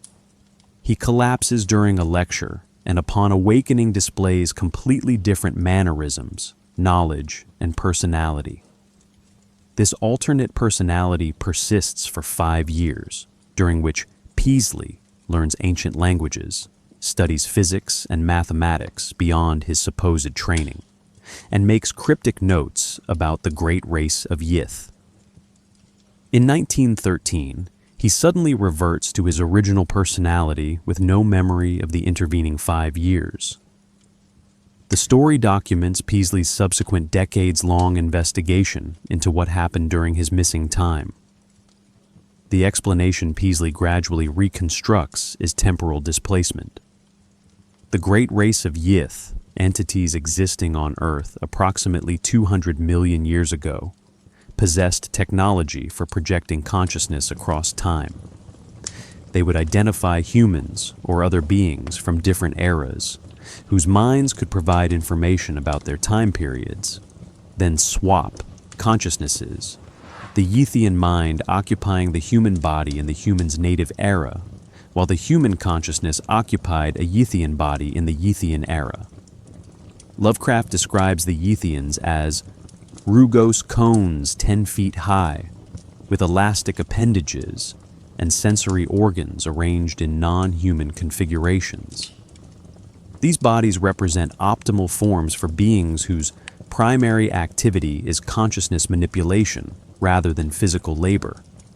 Peaslee's recovered memories describe the Yithian city in Australia's interior during Earth's Jurassic period. The architecture combines enormous scale with mathematical precision. Buildings hundreds of feet tall, constructed from materials that would survive geological epochs. Lovecraft emphasizes the city's vast library, where the Yithians stored all knowledge obtained through temporal consciousness exchange. This library contains histories of Earth's past and future, written by displaced consciousnesses from millions of years across time. Peaslee, in his Yithian body, reads accounts from humans living in 2100 CE, from post-human entities existing after humanity's extinction, from alien species that will colonize Earth in the distant future. The library makes time visible as spatial dimension, all eras equally accessible, history and prophecy equally certain, because equally passed from four-dimensional perspective. The temporal mechanics deserve careful attention. Lovecraft proposes that consciousness is not bound to specific times, but can travel along temporal dimensions using appropriate technology, or, rarely, innate ability. The Yithians perfected this technology, but they used it with specific purpose. They were fleeing something. The story reveals that the Yithians inhabited bodies on different planets across cosmic history, always moving forward in time when threatened by entities they could not defeat physically. On Earth, they abandoned their cone-shaped bodies approximately 50 million years ago, transferring their consciousness into humanity's distant descendants, fleeing from flying polyps emerging from underground spaces. This temporal migration creates horrifying implication. Consciousness might be portable, bodies merely temporary vehicles, individual identity, an illusion produced by consciousness moving through successive temporal moments. Peaslee's dreams during his normal personality's tenure become evidence of actual experience. He dreams consistently of the Yithian library, its corridors, its classification systems, its inhuman attendants. He dreams of writing his own account, a 21st century human's perspective on his era's politics, economics, and culture for the library's collection. Most disturbingly, He dreams of reading accounts by other displaced consciousnesses describing meetings with Nathaniel Wingate Peaslee in the Yithian era. These accounts confirm details he could not have invented. His Yithian body's movements, conversations, research. The cross-validation creates temporal loop. Future displaced consciousnesses confirm Peaslee's past temporal displacement, while Peaslee's account will confirm their future displacements. Time becomes self-validating structure, past and future mutually confirming through documentation that transcends temporal sequence. The narrative's climax occurs when Peaslee, now elderly, joins an archaeological expedition to Australia's Great Sandy Desert in 1935. The expedition discovers ruins matching his dreams exactly. Massive stone structures partially buried, corridors leading to underground chambers, and ultimately a library containing metal cases with strange documents. Peaslee recognizes the architecture, navigates confidently through spaces he theoretically never visited, and finds physical proof of his temporal displacement. Most horrifyingly, he discovers his own handwriting in the library, his account of 20th century Earth, written in English, preserved in the Yithian archives for 150 million years. The archaeological discovery transforms dream to memory, hallucination to verified experience, delusion to dimensional truth. Lovecraft includes a crucial detail.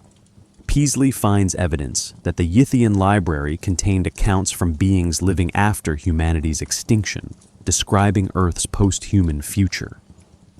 He reads fragments suggesting humanity will not endure, that other species or entities will inherit Earth, that human civilization represents brief interlude between vaster epochs.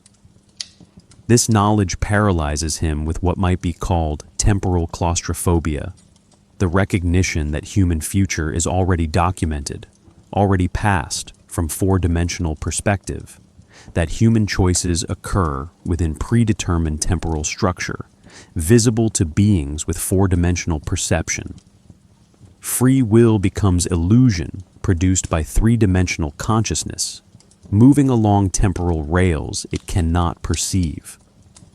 The story's final paragraphs describe Peaslee's flight from the ruins, pursued by something that makes a prolonged, vibrant sound and leaves queer prints in the sand. Possibly the flying polyps that drove the Yithians away. Possibly dimensional entities that guard the ruins. Possibly his own sanity, fragmenting under unbearable temporal knowledge. The ambiguity is deliberate. What matters is not what pursues him, but what he carries from the ruins. Absolute proof of temporal dimensions. Physical evidence that time is navigable space. Documentation that human consciousness can be displaced across millions of years. This knowledge cannot be unlearned, cannot be dismissed as dream or madness. The metal cases exist. The documents exist. His handwriting, 150 million years old, exists. The shadow out of time demonstrates cosmic horror's ultimate epistemological weapon, provable dimensional truth. Unlike stories where protagonists might doubt their experiences, might attribute dimensional encounters to hallucination or supernatural agency, Peaslee possesses physical evidence. The archaeology confirms the dreams. The documents verify the displacement. Science, the methodology designed to distinguish reality from delusion, validates dimensional horror rather than dismissing it. This makes Peaslee's situation uniquely terrible. He cannot doubt. He cannot retreat into skepticism. The dimensions are real. Time is space. Consciousness is portable, and humanity exists in temporary bodies within temporary era, within eternal four-dimensional structure that beings with superior perception can navigate freely. These are facts, not fears. The horror is verification itself. August Derleth inherited Lovecraft's literary estate upon his death in 1937 and immediately began systematizing the mythology in ways Lovecraft had deliberately avoided. Derleth introduced explicit moral dualism, dividing entities into elder gods, benevolent, and old ones, malevolent, and associated them with classical elements, Cthulhu with water, Hastur with air, Nyogtha with earth. This elemental framework imposed dimensional order onto mythology that had been intentionally chaotic. Derleth's 1943 The Lurker at the Threshold and subsequent stories presented dimensions as battlegrounds between good and evil forces, fundamentally misunderstanding Lovecraft's cosmic indifferentism. Where Lovecraft's dimensions were morally neutral spaces whose inhabitants were simply indifferent to humanity, Derleth's dimensions contained entities actively opposed to or protective of human existence. This moral geometry proved controversial. Purists rejected it as betrayal of Lovecraft's vision, while others appreciated the narrative clarity it provided. Derleth's most significant dimensional contribution was popularizing the mythos itself. Through his Arkham House publishing company, founded in 1939 specifically to preserve Lovecraft's work, he ensured the dimensional mythology remained available and gained new readers throughout the 1940s and 1950s. His own stories, whatever their philosophical divergence from Lovecraft's materialism, maintained the dimensional vocabulary, non-Euclidean geometry, angles connecting to elsewhere, spaces larger inside than outside. He codified naming conventions, established timelines, created reference guides. This systematization transformed Lovecraft's suggestive mythology into comprehensive dimensional encyclopedia, making it accessible to future writers who might never have encountered the original stories. Robert E. Howard's contributions predated and influenced Lovecraft's dimensional thinking. Howard's The Black Stone, published in Weird Tales in 1931, describes a monolith in Hungary's mountains where dimensional worship persists. The stone serves as anchor point for entities from black abysses, and on specific dates, witnesses report seeing creatures that violate natural law gathering for ceremonies. Howard's innovation was treating dimensional horror as geographically dispersed, not confined to New England or Antarctica, but present in European mountains, Asian plateaus, African deserts. His serpent people, dwelling in caverns beneath Earth's surface, accessed dimensions through depth rather than mathematical sophistication, suggesting dimensional access through physical descent as viable as access through intellectual ascent. The collaboration between Howard and Lovecraft, conducted through correspondence, created dimensional mythology with multiple geographic and conceptual entry points. Clark Ashton Smith brought decadent aestheticism to dimensional horror. His Hyperborea cycle, set in prehistoric Arctic civilization, depicted societies with mature dimensional understanding who used it primarily for sensory pleasure and temporal escape. Smith's sorcerer Ibon, whose grimoire appears throughout cosmic horror literature, allegedly recorded dimensional knowledge as aesthetic philosophy rather than mathematical theorem. Stories like The Coming of the White Worm, 1941, describe dimensions collapsing into each other, spaces bleeding together as temporal cycles complete, and civilizations slide from one-dimensional configuration to another. Smith's prose style, ornate, archaic, densely elusive, suggested that dimensional knowledge was fundamentally untranslatable into modern English, requiring Baroque linguistic structures to approximate experiences for which contemporary vocabulary was inadequate.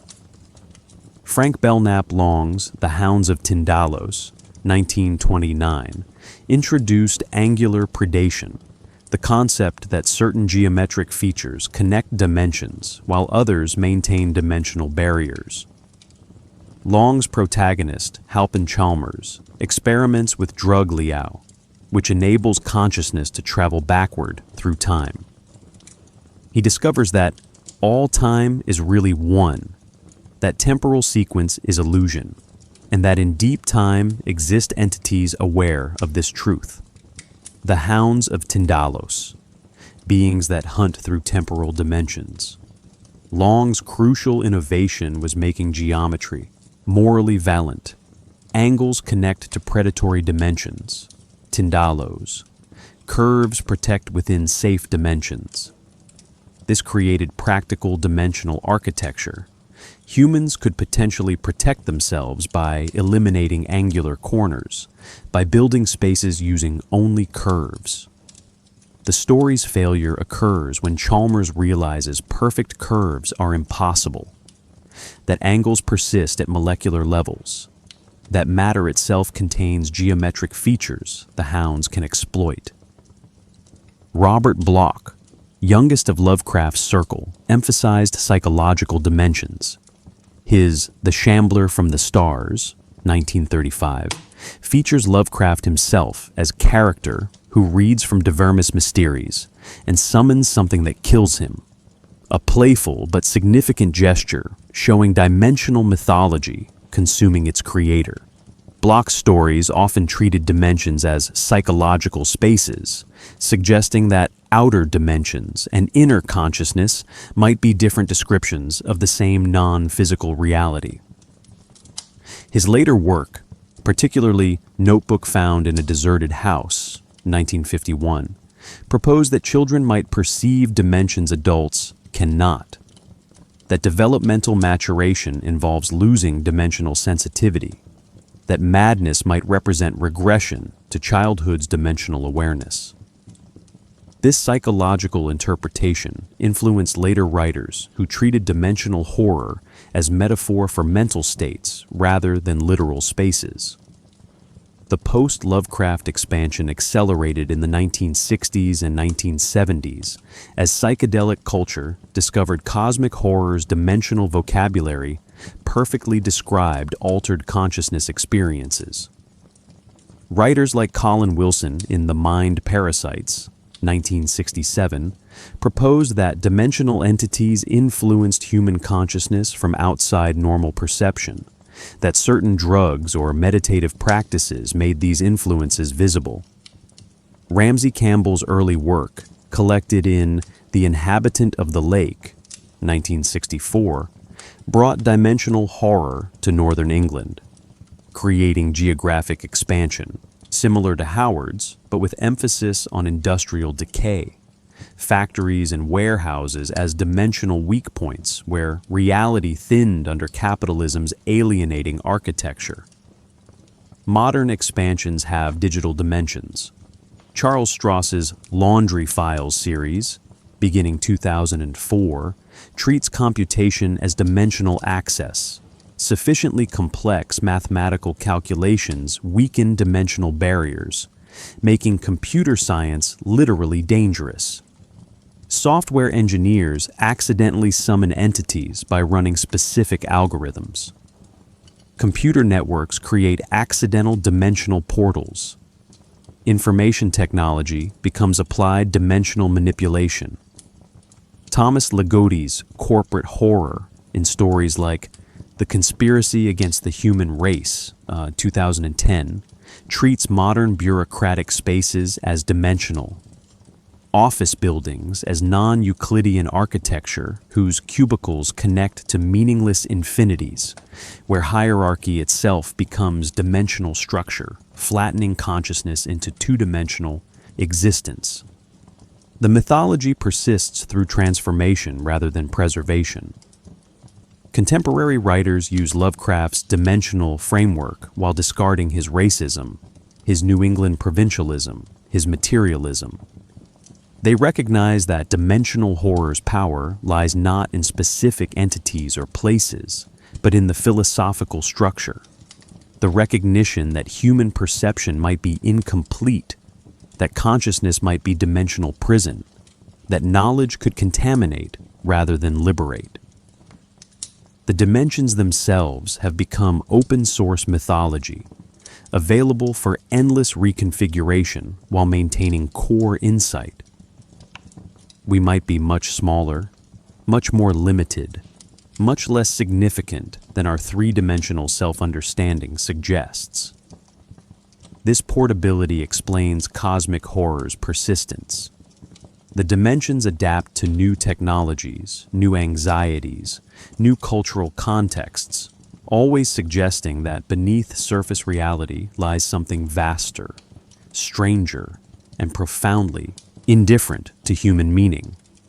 The Necronomicon achieved something unprecedented in literary history. It escaped fiction entirely. Following Lovecraft's death in 1937, libraries began receiving requests for this fictional grimoire. The New York Public Library reportedly created a card catalog entry specifically to inform patrons the book did not exist. UC Berkeley's library faced similar inquiries. By the 1960s, occult bookstores fielded regular customer requests. Some proprietors, recognizing commercial opportunity, began producing authentic editions. The most successful appeared in 1977, the Simon Necronomicon, supposedly translated from Greek manuscripts discovered in a New York antique shop.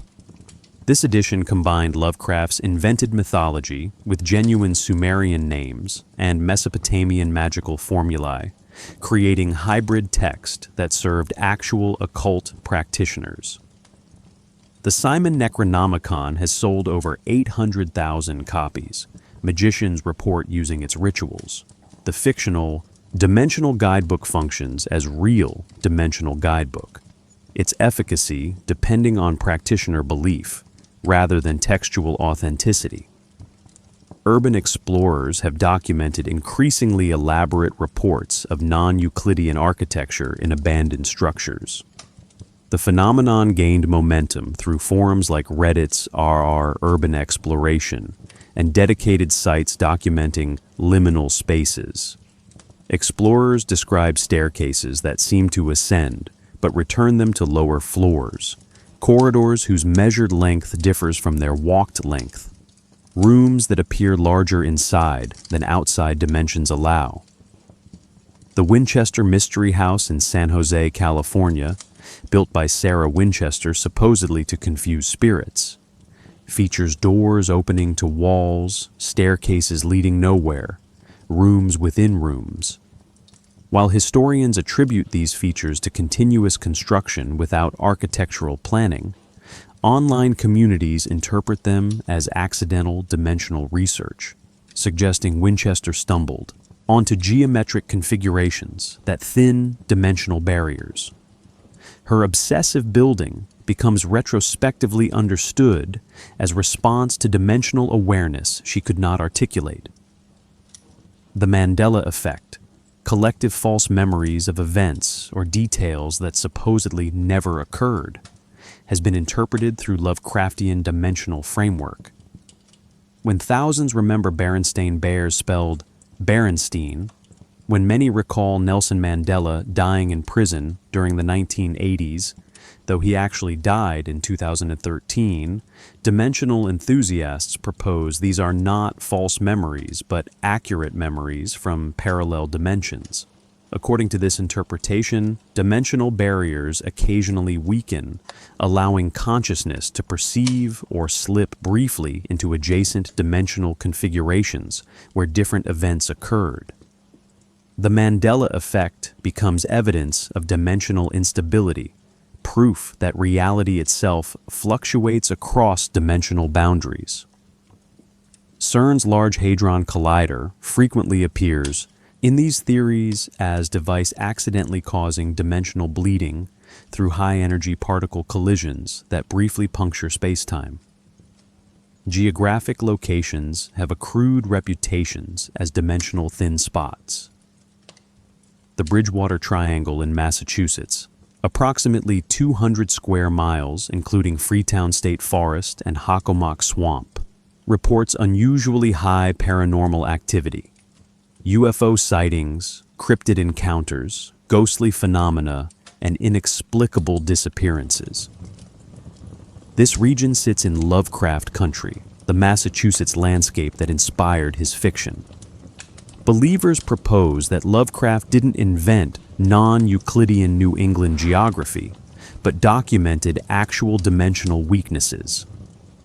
The Bridgewater Triangle becomes real-world Arlaia, a place where dimensional barriers remain perpetually compromised. Similar claims surround Skinwalker Ranch in Utah, where researchers have documented electromagnetic anomalies, temporal distortions, and phenomena suggesting multiple dimensions, occupying the same geographic coordinates. Internet creepypasta has generated entirely new dimensional mythologies that function independently of Lovecraft while utilizing his conceptual framework.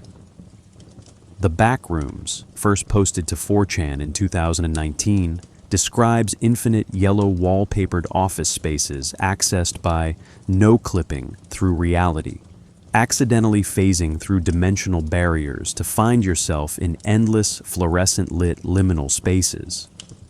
The collaborative fiction expanded rapidly. Multiple levels of backrooms exist, each with different architectural features and hostile entities. The mythology treats our normal reality as level 0, with backrooms as accessible alternate dimensions. The SCP Foundation Wiki similarly catalogs thousands of dimensional anomalies through pseudoscientific documentation, creating comprehensive dimensional encyclopedia that rivals Lovecraft's original mythology in scope and detail. The conspiracy theory community has absorbed dimensional horror wholesale. Theories about the Philadelphia experiment, allegedly a 1943 U.S. Navy attempt to achieve radar invisibility that accidentally caused dimensional displacement, persist despite thorough debunking. Supposedly, the USS Eldritch briefly vanished, reappearing with crew members fused into bulkheads or psychologically shattered from dimensional exposure. The Montauk Project allegedly continued this research, using children to explore dimensions psychically. Preston Nichols's books detailing these experiments read as Lovecraft fan fiction presented as suppressed government documentation. The theories persist because they provide dimensional framework for interpreting Cold War-era anxieties about government secrecy, scientific overreach, and technological acceleration beyond ethical constraints. Antarctica features prominently in modern dimensional speculation, directly inspired by At the Mountains of Madness. Conspiracy theorists propose that Nazi expeditions discovered dimensional portals or surviving old ones, that contemporary governments maintain secret bases guarding dimensional access points, that satellite imagery deliberately obscures Antarctic structures. Admiral Richard Byrd's 1947 Operation High Jump, an actual Antarctic expedition, has been reinterpreted as military response to dimensional threat, with Byrd's reported comments about flying objects emerging from the ice recontextualized as dimensional beings rather than conventional aircraft. Google Earth anomalies showing pixelated or blurred Antarctic regions fuel speculation that dimensional architecture persists beneath the ice, too geometrically impossible to display accurately on mapping software designed for Euclidean spaces. These hoaxes, myths, and supposed sightings demonstrate dimensional horror's migration from fiction to interpretive framework. People experiencing spatial disorientation, memory distortions, or architectural oddities now possess dimensional vocabulary for describing these experiences. The vocabulary shapes perception, encouraging attention to geometric anomalies, sensitizing observers to spatial wrongness, providing narrative structures for organizing ambiguous experiences. Whether dimensional intrusions actually occur matters less than that people believe they do. Search for them, document them, share them.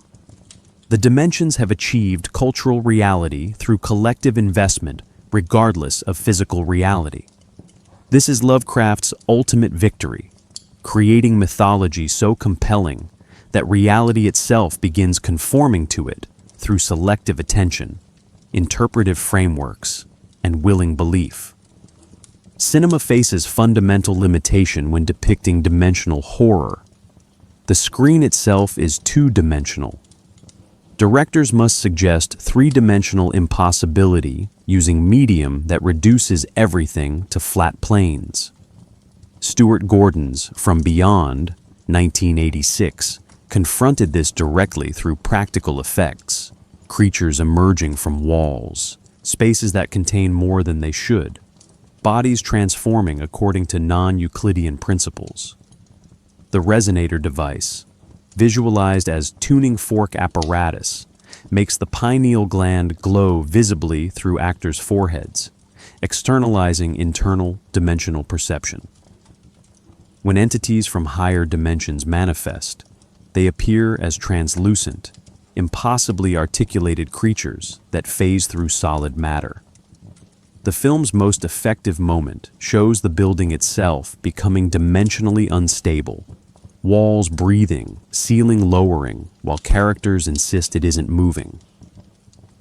Gordon understood that dimensional horror works cinematically through disorientation rather than spectacle.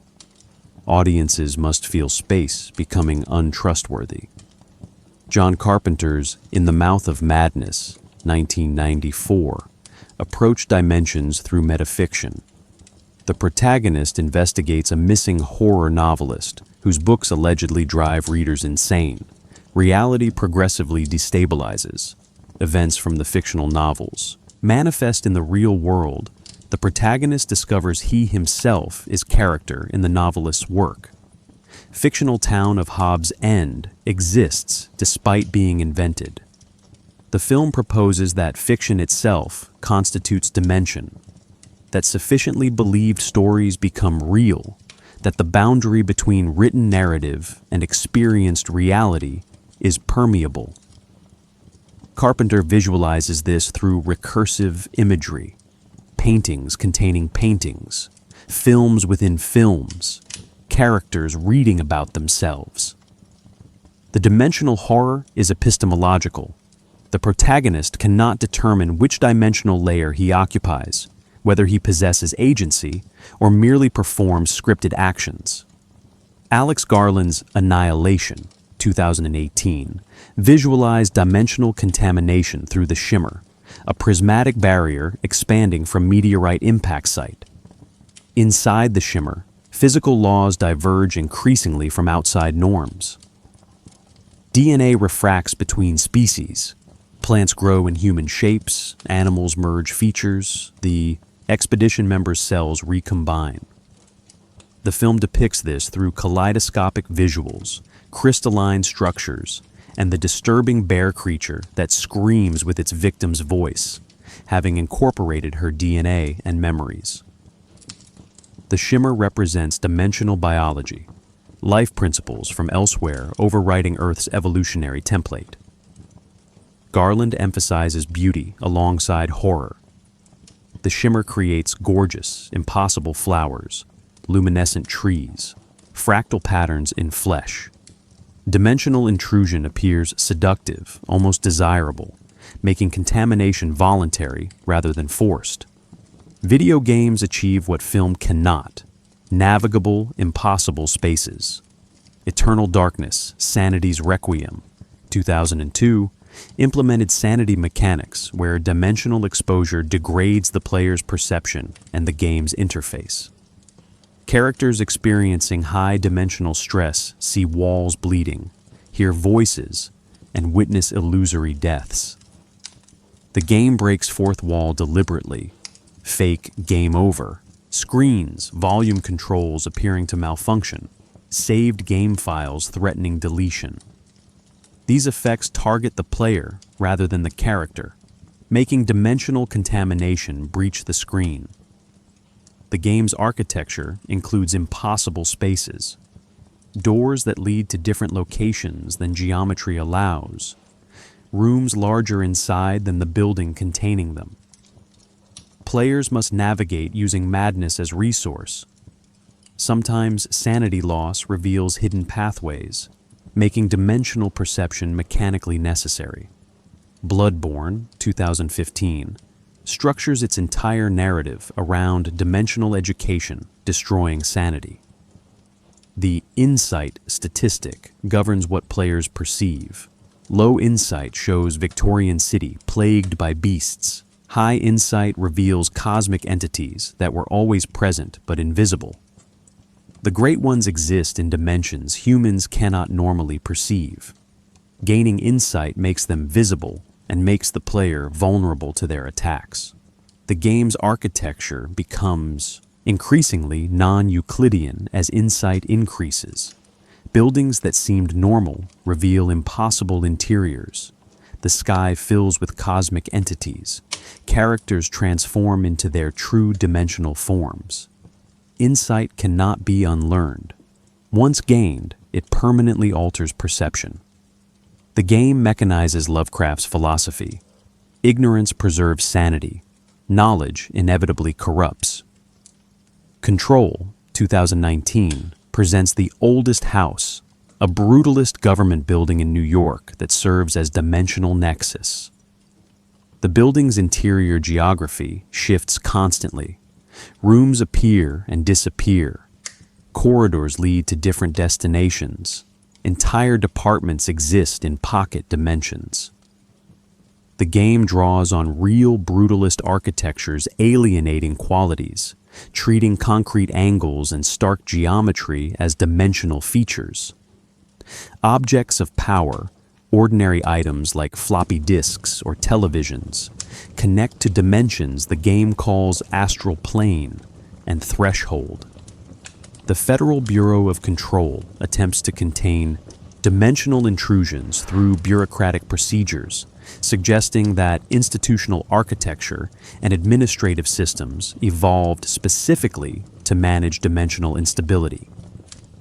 The game's environments feel wrong deliberately. Too much empty space, ceilings too high, angles too sharp, making the player constantly aware of geometry's hostility. Tabletop role-playing games systematize dimensional horror through mechanics. Chaosium's Call of Cthulhu, 1981, introduced sanity points that decrease through dimensional exposure and mythos knowledge. Characters who lose too much sanity develop permanent insanities or catatonia.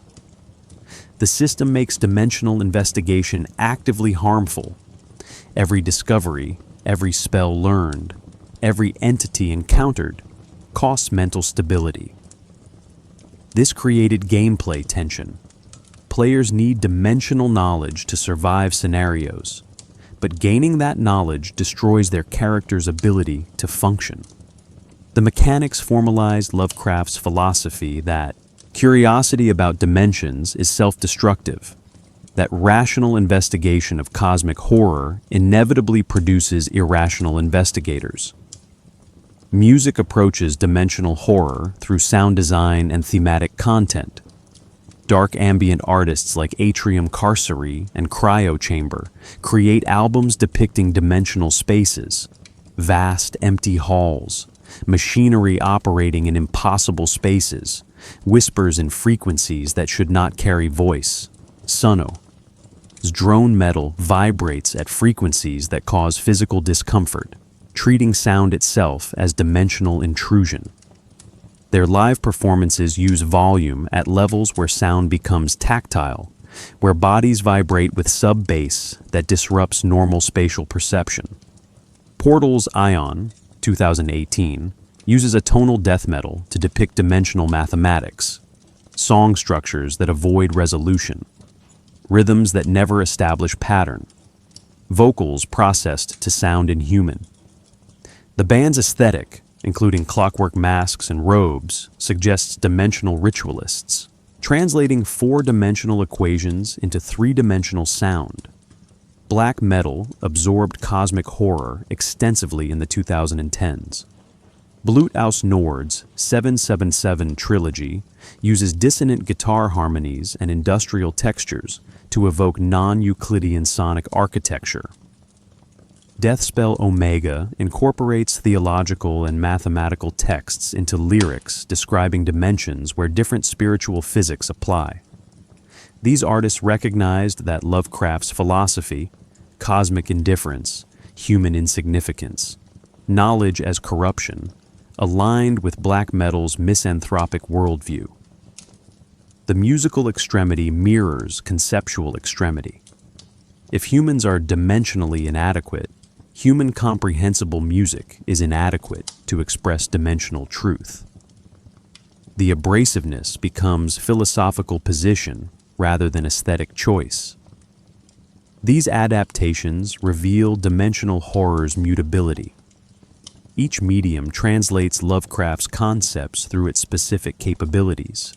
Cinema through visual disorientation, games through mechanical systems that penalize knowledge, music through frequencies that physically affect bodies. The dimensions themselves remain constant as philosophical proposition. Humans might be perceptually limited. Reality might extend beyond human categories, and awareness of this limitation might be psychologically devastating. The specific manifestations change, but the underlying anxiety persists across media, suggesting that dimensional horror addresses something fundamental about consciousness's relationship to space, time, and comprehension itself. S.T. Joshi's biographical and critical work, particularly H.P. Lovecraft, A Life, 1996, established dimensional horror as legitimate academic subject. Joshi treated Lovecraft's fiction not as pulp entertainment, but as serious philosophical literature, engaging with materialism, cosmicism, and epistemological limitations. His annotations to Lovecraft's collected works provided historical context for dimensional concepts, tracing non-Euclidean geometry to specific mathematical sources, documenting Lovecraft's reading in popular science, connecting dimensional imagery to Einstein's relativity and quantum mechanics. This scholarly apparatus transformed Lovecraft from cult figure to curriculum-appropriate author. Universities began teaching cosmic horror in philosophy courses examining nihilism, in literature courses analyzing modernist responses to scientific advancement, in science studies courses exploring how fiction processes mathematical discoveries. The new weird literary movement, emerging in the 1990s through writers like China Miéville and Jeff Vandermeer, reclaimed dimensional horror from pastiche and systematization. Miéville's Perdido Street Station, 2000, features the Construct Council, an artificial intelligence existing partially in mathematical dimensions, and reality-bending art that tears dimensional holes. His The City and the City, 2009, depicts two cities occupying the same geographic space, citizens trained from birth to unsee the other city, psychological dimensional separation enforced through social conditioning. Vandermeer's Southern Reach trilogy, 2014, presents Area X, a zone where dimensional contamination produces ecological transformation. These writers avoided direct Lovecraft pastiche, instead using dimensional concepts to address contemporary anxieties: globalization, surveillance capitalism, environmental collapse, information overload. Dimensions became metaphor for modernity's alienating complexity. Philosophical appropriation accelerated through Eugene Thacker's In the Dust of This Planet, 2011, which used cosmic horror to explore what he termed the world without us, reality as it exists independent of human perception and meaning. Thacker argued that Lovecraft's dimensions represented not supernatural spaces, but philosophical concept of radical exteriority, the thought of existence fundamentally indifferent to consciousness. Graham Harmon's object-oriented ontology similarly deployed Lovecraftian frameworks, proposing that objects possess withdrawn essences, inaccessible to direct perception. We interact only with dimensional cross-sections of objects, never their full reality. These philosophers recognized that dimensional horror wasn't merely genre fiction, but systematic working through of post-Kantian epistemological problems. How can limited consciousness comprehend unlimited reality? Mark Fisher's The Weird and the Eerie, 2016, analyzed dimensional horror as aesthetic categories with political implications. The weird, Fisher argued, represents intrusion of something that should not exist, violation of reality's supposed stability. Dimensions exemplify this: spaces that should not fit, angles that should not connect, entities that should not be. Fisher linked this to capitalism's weird temporality, where past and future collapse into perpetual present, where progress and regression become indistinguishable. Dimensional instability becomes metaphor for late capitalism's derealization effects, the sense that reality itself has become compromised, that surfaces no longer connect to depths. His work influenced academic analysis of cosmic horror as political commentary rather than escapist fantasy. Chaos magic practitioners, following ideas developed by Peter Carroll and Phil Hine in the 1980s and 1990s, incorporated Lovecraft's entities into magical systems explicitly. They treated old ones not as real beings, but as servitors, thought forms constructed through belief and ritual that could affect psychological states and synchronistic events. The Necronomicon became working grimoire despite fictional origins. Practitioners argued that whether Cthulhu really exists matters less than whether invoking Cthulhu produces psychological effects, whether dimensional imagery successfully alters consciousness. This pragmatic approach to magical reality paralleled dimensional horror's ambiguity about whether dimensions are objectively real or perceptual frameworks. The magic works through belief, just as dimensional horror works through readers accepting its premises during reading. Academic conferences now regularly feature cosmic horror panels. The International Gothic Association includes Lovecraft scholarship. The Modern Language Association hosts sessions on cosmic horror and the Anthropocene. Scholars analyze dimensional horror through various lenses. Eco-criticism examines it as expressing anxiety about nature's indifference. Post-colonial theory critiques Lovecraft's racism while acknowledging his articulation of Western civilization's fragility. Queer theory explores how dimensional bodies resist normative categorization. Feminist scholars like Joshi's rival critics argue that Lovecraft's sexless or hermaphroditic entities represent anxiety about female reproduction and non-heteronormative sexuality. These academic appropriations often contradict each other, but collectively they demonstrate dimensional horror's interpretive flexibility. The SCP Foundation represents crowdsourced dimensional mythology, exceeding Lovecraft's original scope.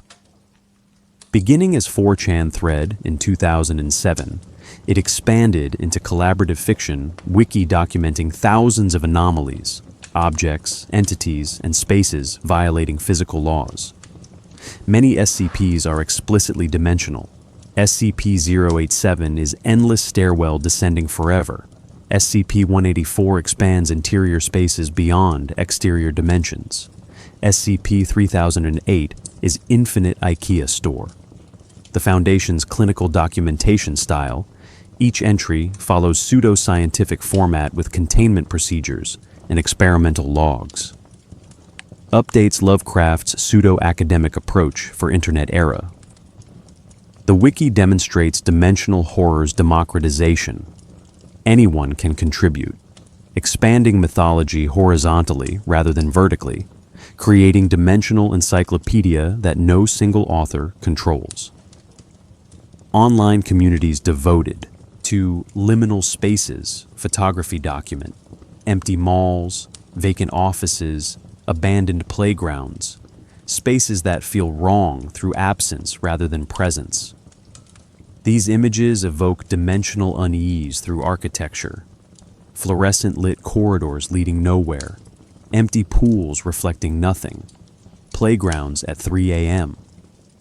The aesthetic draws directly from cosmic horror's emphasis on wrong geometry and spatial dread, but democratizes it.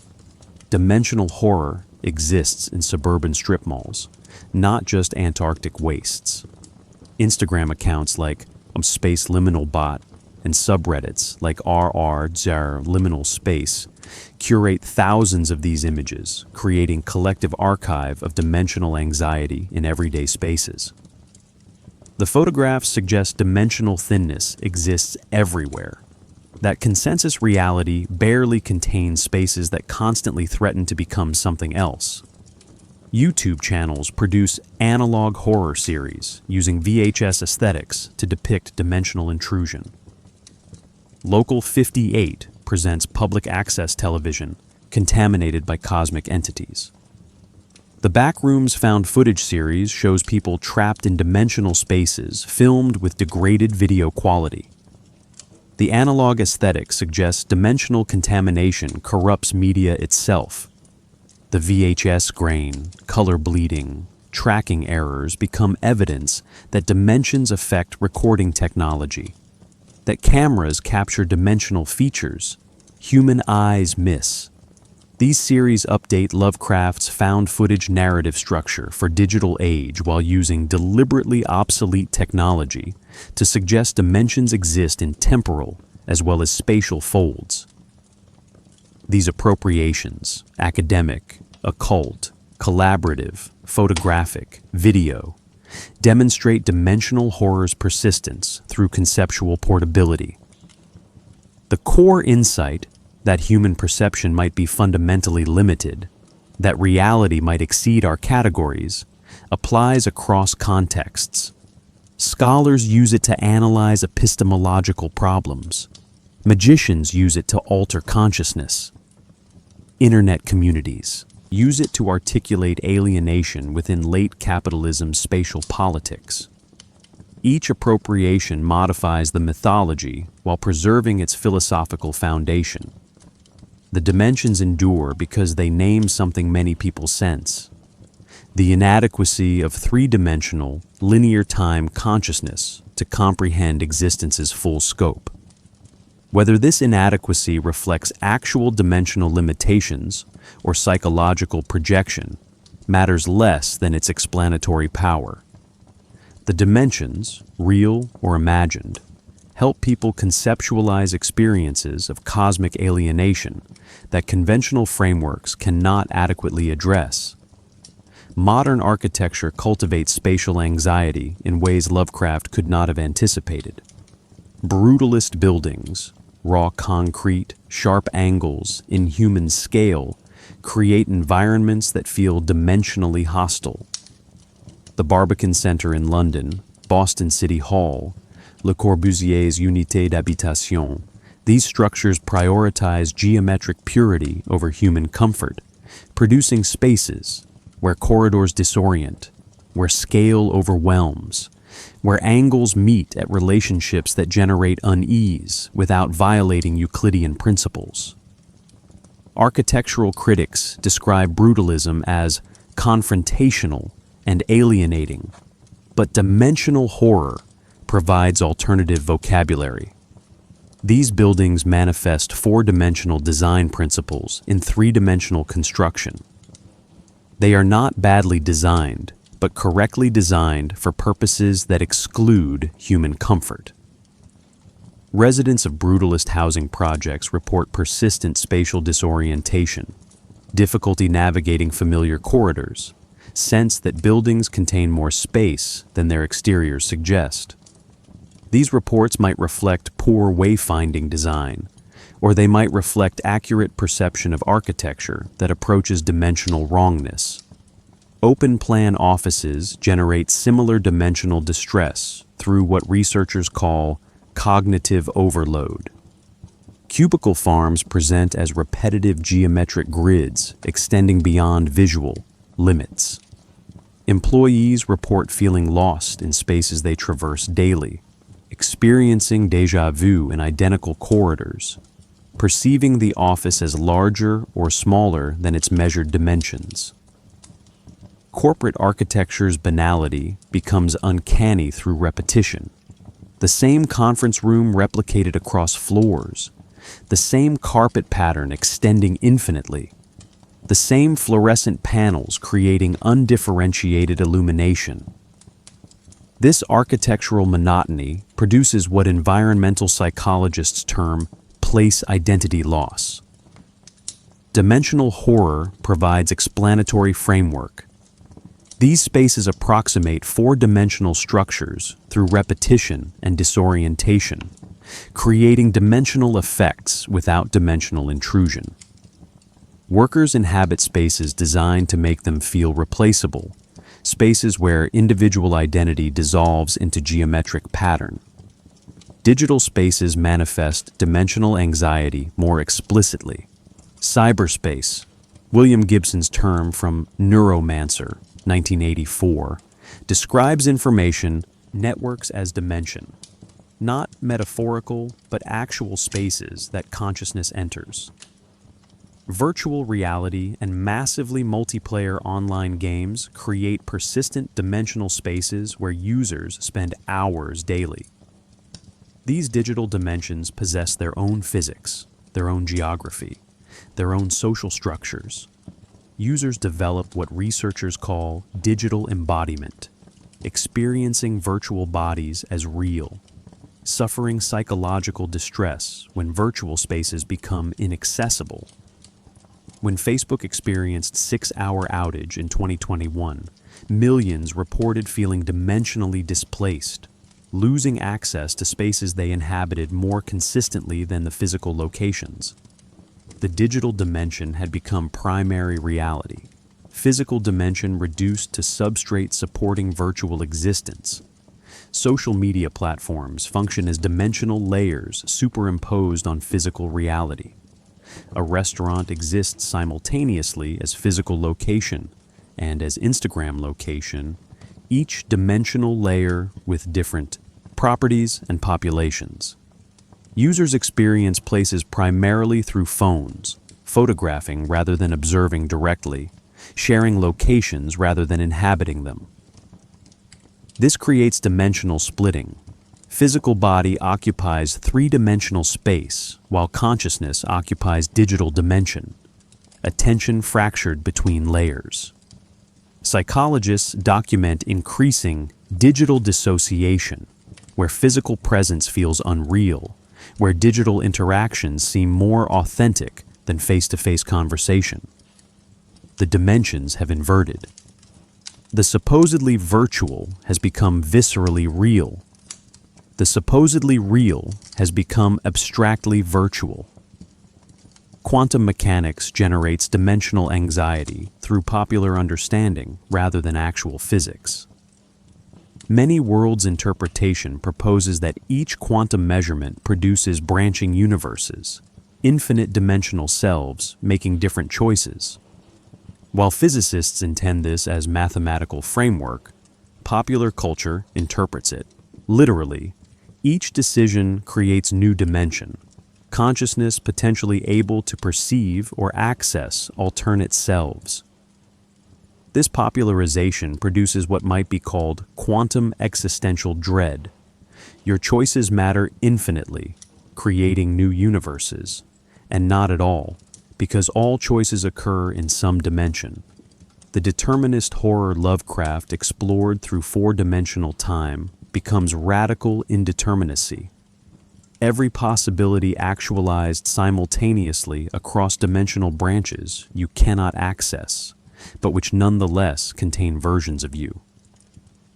Simulation theory represents dimensional subordination updated for digital age. The proposition that we inhabit computer simulation, created by advanced civilization, implies dimensional hierarchy. Simulators exist in base reality, while we exist in subordinate dimensional layer. Our three dimensions being computed states in their more fundamental dimension. Philosopher Nick Bostrom's simulation argument, intended as thought experiment, has been adopted as serious hypothesis by technologists and theorists. Elon Musk claims billions to 1 odds we live in base reality rather than simulation. This is cosmic horror's fundamental structure. Human existence as peripheral, dependent on higher dimensional entities indifferent to our experience, but with silicon replacing old ones. The emotional experience remains identical. Recognition that reality might be fundamentally illusory, that our dimension might be subordinate to dimensions we cannot access or comprehend. Environmental collapse produces dimensional horror through scale. Climate change operates at temporal and spatial scales human cognition evolved not to comprehend. We perceive weather, not climate. We experience local conditions, not planetary systems. We think in years, not centuries. The scientific understanding that human activity alters planetary chemistry across timescales exceeding human lifespans produces cognitive dissonance similar to dimensional exposure. We know intellectually that our actions have geological timescale consequences, but we cannot perceive this directly. The knowledge exists without experiential confirmation, creating epistemic vertigo. Timothy Morton's concept of hyper-objects, entities like climate change or nuclear radiation that exist at scales exceeding human perception, directly parallels Lovecraft's dimensional entities. Things too large temporally or spatially for direct human comprehension, knowable only through incomplete data and mathematical models.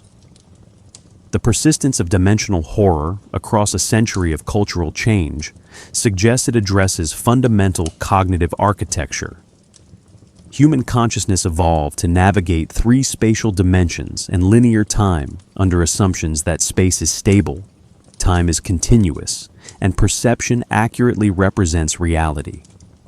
Modern physics, mathematics, and philosophy have progressively undermined these assumptions. Relativity proves time is relative. Quantum mechanics proves observation affects reality. Non-Euclidean geometry proves space can curve.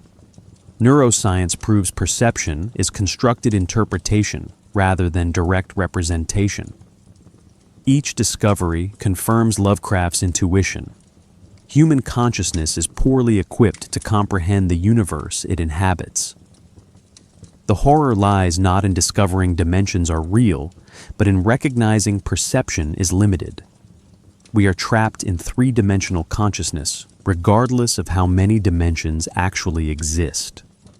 We experience time as linear flow, regardless of whether past, present, and future exist simultaneously in 4-dimensional space-time. We perceive space as stable, regardless of whether space curves, expands, or fluctuates at quantum scales. This perceptual imprisonment, knowing reality exceeds categories we're neurologically bound to, generates what might be called dimensional claustrophobia. We cannot escape 3-dimensional perception even after learning it's incomplete. The education does not liberate. It only reveals the prison.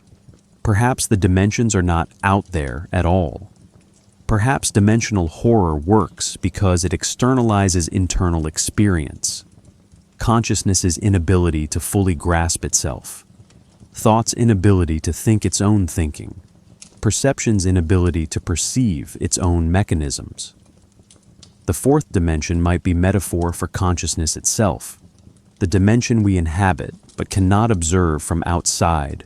The space where subjective experience occurs, but which cannot be measured, mapped, or shared.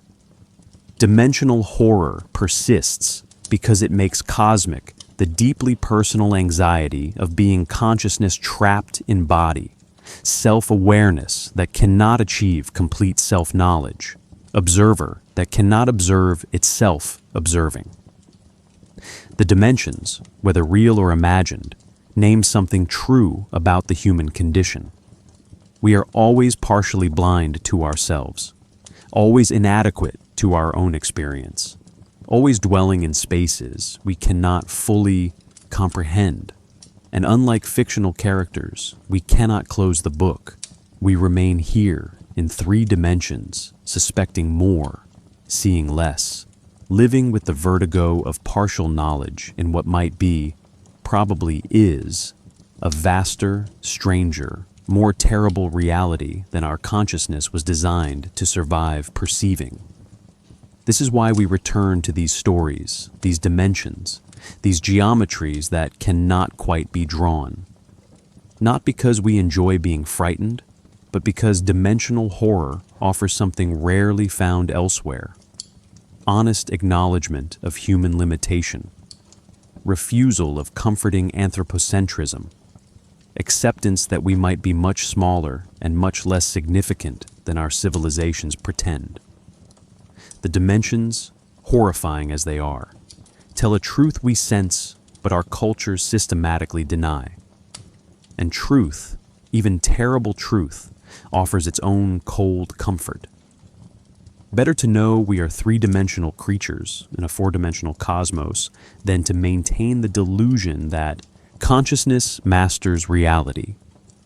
Better to acknowledge the dimensions we cannot enter than to pretend our perception is complete. The horror remains, but so does the recognition